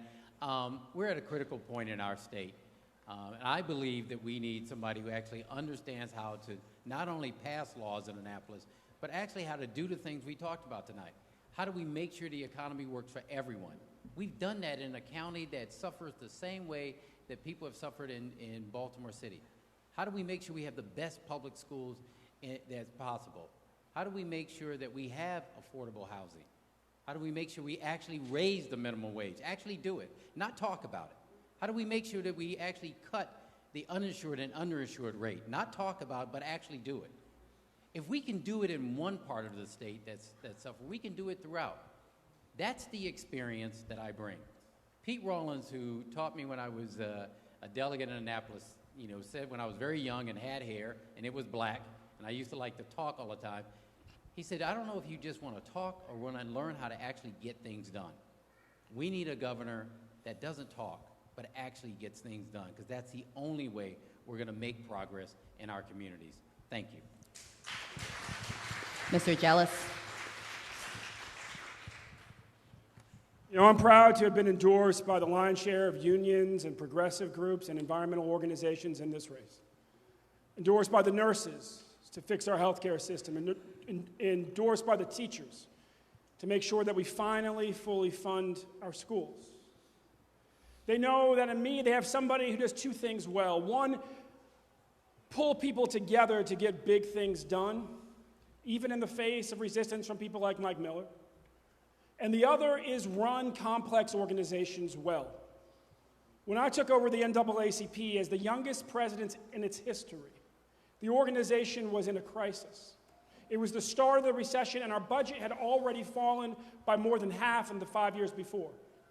When I left, not only was our budget restored and every AFSCME member we had on staff still had their pension, but the headline simply read, front page above the fold, "Jealous leaves the NAACP a far stronger place." And when I'm governor and I've served my tenure, you can expect the same headline at the end. Thank you and God bless. Thank you. Mr. Ross. My wife and I recently took out a piece of paper, and we started writing down the names of students who we personally had taught, not kids in the schools where we taught, but who we personally taught in Baltimore City Public Schools who had been killed in gun violence. Antonio Manning, Michael Lockett, Michael Washington. We kept writing their names till we got to 10, and we just turned the pad over. We failed them. We failed them. Talent is everywhere. Opportunity is not. That is the story of Baltimore. That is the story of Maryland. That is the story I'm trying to turn a page on as governor. I'm sorry, I don't have any faith in the permanent establishment to make this kind of change. The permanent establishment makes incremental change. I think we need boldness. I have a track record working for President Obama where we brought big, bold ideas and solutions to really tough problems. The really tough problems now, I think, are here. And I'm honored to have the opportunity to have spent this afternoon with you. I thank you. Thank you so much for your engagement in our democracy, and I hope you'll consider voting for Alec Ross on June 26th. Thank you all. Thank you. Thank you all for being here. Thank the moderators, LBS, for putting on a terrific debate. I agree. This is by far the most spirited back and forth that we've had, so congratulations to all of you. We need to do two things, we Democrats. We need to elect somebody who can get things done, and we need to nominate somebody who will beat Larry Hogan. As to the first issue, we've heard lots of good ideas today. I hope you've learned where my values are, what my principles are. I think if you have listened, you'll understand that I am very much in sync with this community and the progressive side of the party. But I bring an additional advantage. I do know the business community. I know the broader community. With Brandon Scott, I can bridge the whole party. I can bring them all to where we want to be. It's not enough just to have good ideas. You have to get them implemented. And I really believe that I and Brandon Scott, with our records of achievement, not saddled with any kind of bad press or whatever that Larry Hogan can pick up on, which leads me on to the second point. We can beat Larry Hogan. I'll match my business record against him any day. Brandon Scott and I, bridge the entire party, all philosophies. We'll bring the governor's mansion back to the Democrats. Time. Thank you. It absolutely has been a spirited debate, hence why I think some of us are sweating. But the diversity of this room is the diversity of our party. And we've obviously talked on a range of issues of why who the governor is matters. But of course, in some ways, this is an echo chamber, because I think a lot of us know how much has gone wrong. And yet the conventional wisdom out there is that no man can beat Larry Hogan. Well, I'm no man. And that matters because what is at stake is what we all know. I'm wearing orange because too many of our children have been dying. We know that we are experiencing a mass shooting every month in our state. It is not just about Parkland and Santa Fe and Great Mills. It is the fact that in a city of 615,000, we make headlines when we have a ceasefire of 12 days. That is what we need to change. But this is where we have a moment. From the Women's March to Black Lives Matter, from Me Too to March for Our Lives, we have a moment. But for us to make this moment matter, we've got to build a movement. For us to beat Larry Hogan, we've got to bring the folks who didn't show up, the women, the minorities, the immigrants, the younger voters. I think I have a unique ability to do that, but I can't do it alone. And so I hope you will join me so that we not just win in June, but we beat Larry Hogan in November. Thank you so much for having me. All right, thank you. And with all your final closings, we appreciate it. Again, round of applause, if you don't mind, for Rushern Baker, Ben Jealous, Alec Ross, Jim Shea, and Krishanti Vignarajah. Not sure if you all know this or not. They did say this in our bios, but we both represent the Black press. We're both part of the National Newspaper Publishers Association. So when you're looking for those spirited debates, those detailed things that really matter to us, we're here for you. That's right. All right, that said, bring it back to Miss Lady Brion.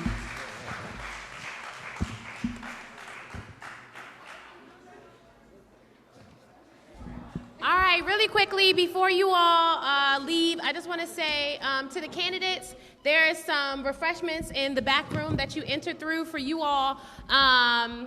Again, thank you so much for sticking it out with us. We are leaders of a beautiful struggle. We want to thank the Nation of Islam for providing security today. We want to thank the Open Church of Maryland and the New Waverly United Methodist Church for being the timekeepers and ushers and helping us all throughout today and housing us today. So thank you so much to them. Also, I'm Lady Brion again, cultural curator for LBS. I have books in the back and CDs in the back, so see me at my table, but I want to bring up Adam Jackson, who is our CEO, to give the actual closing remarks. Thank you so much.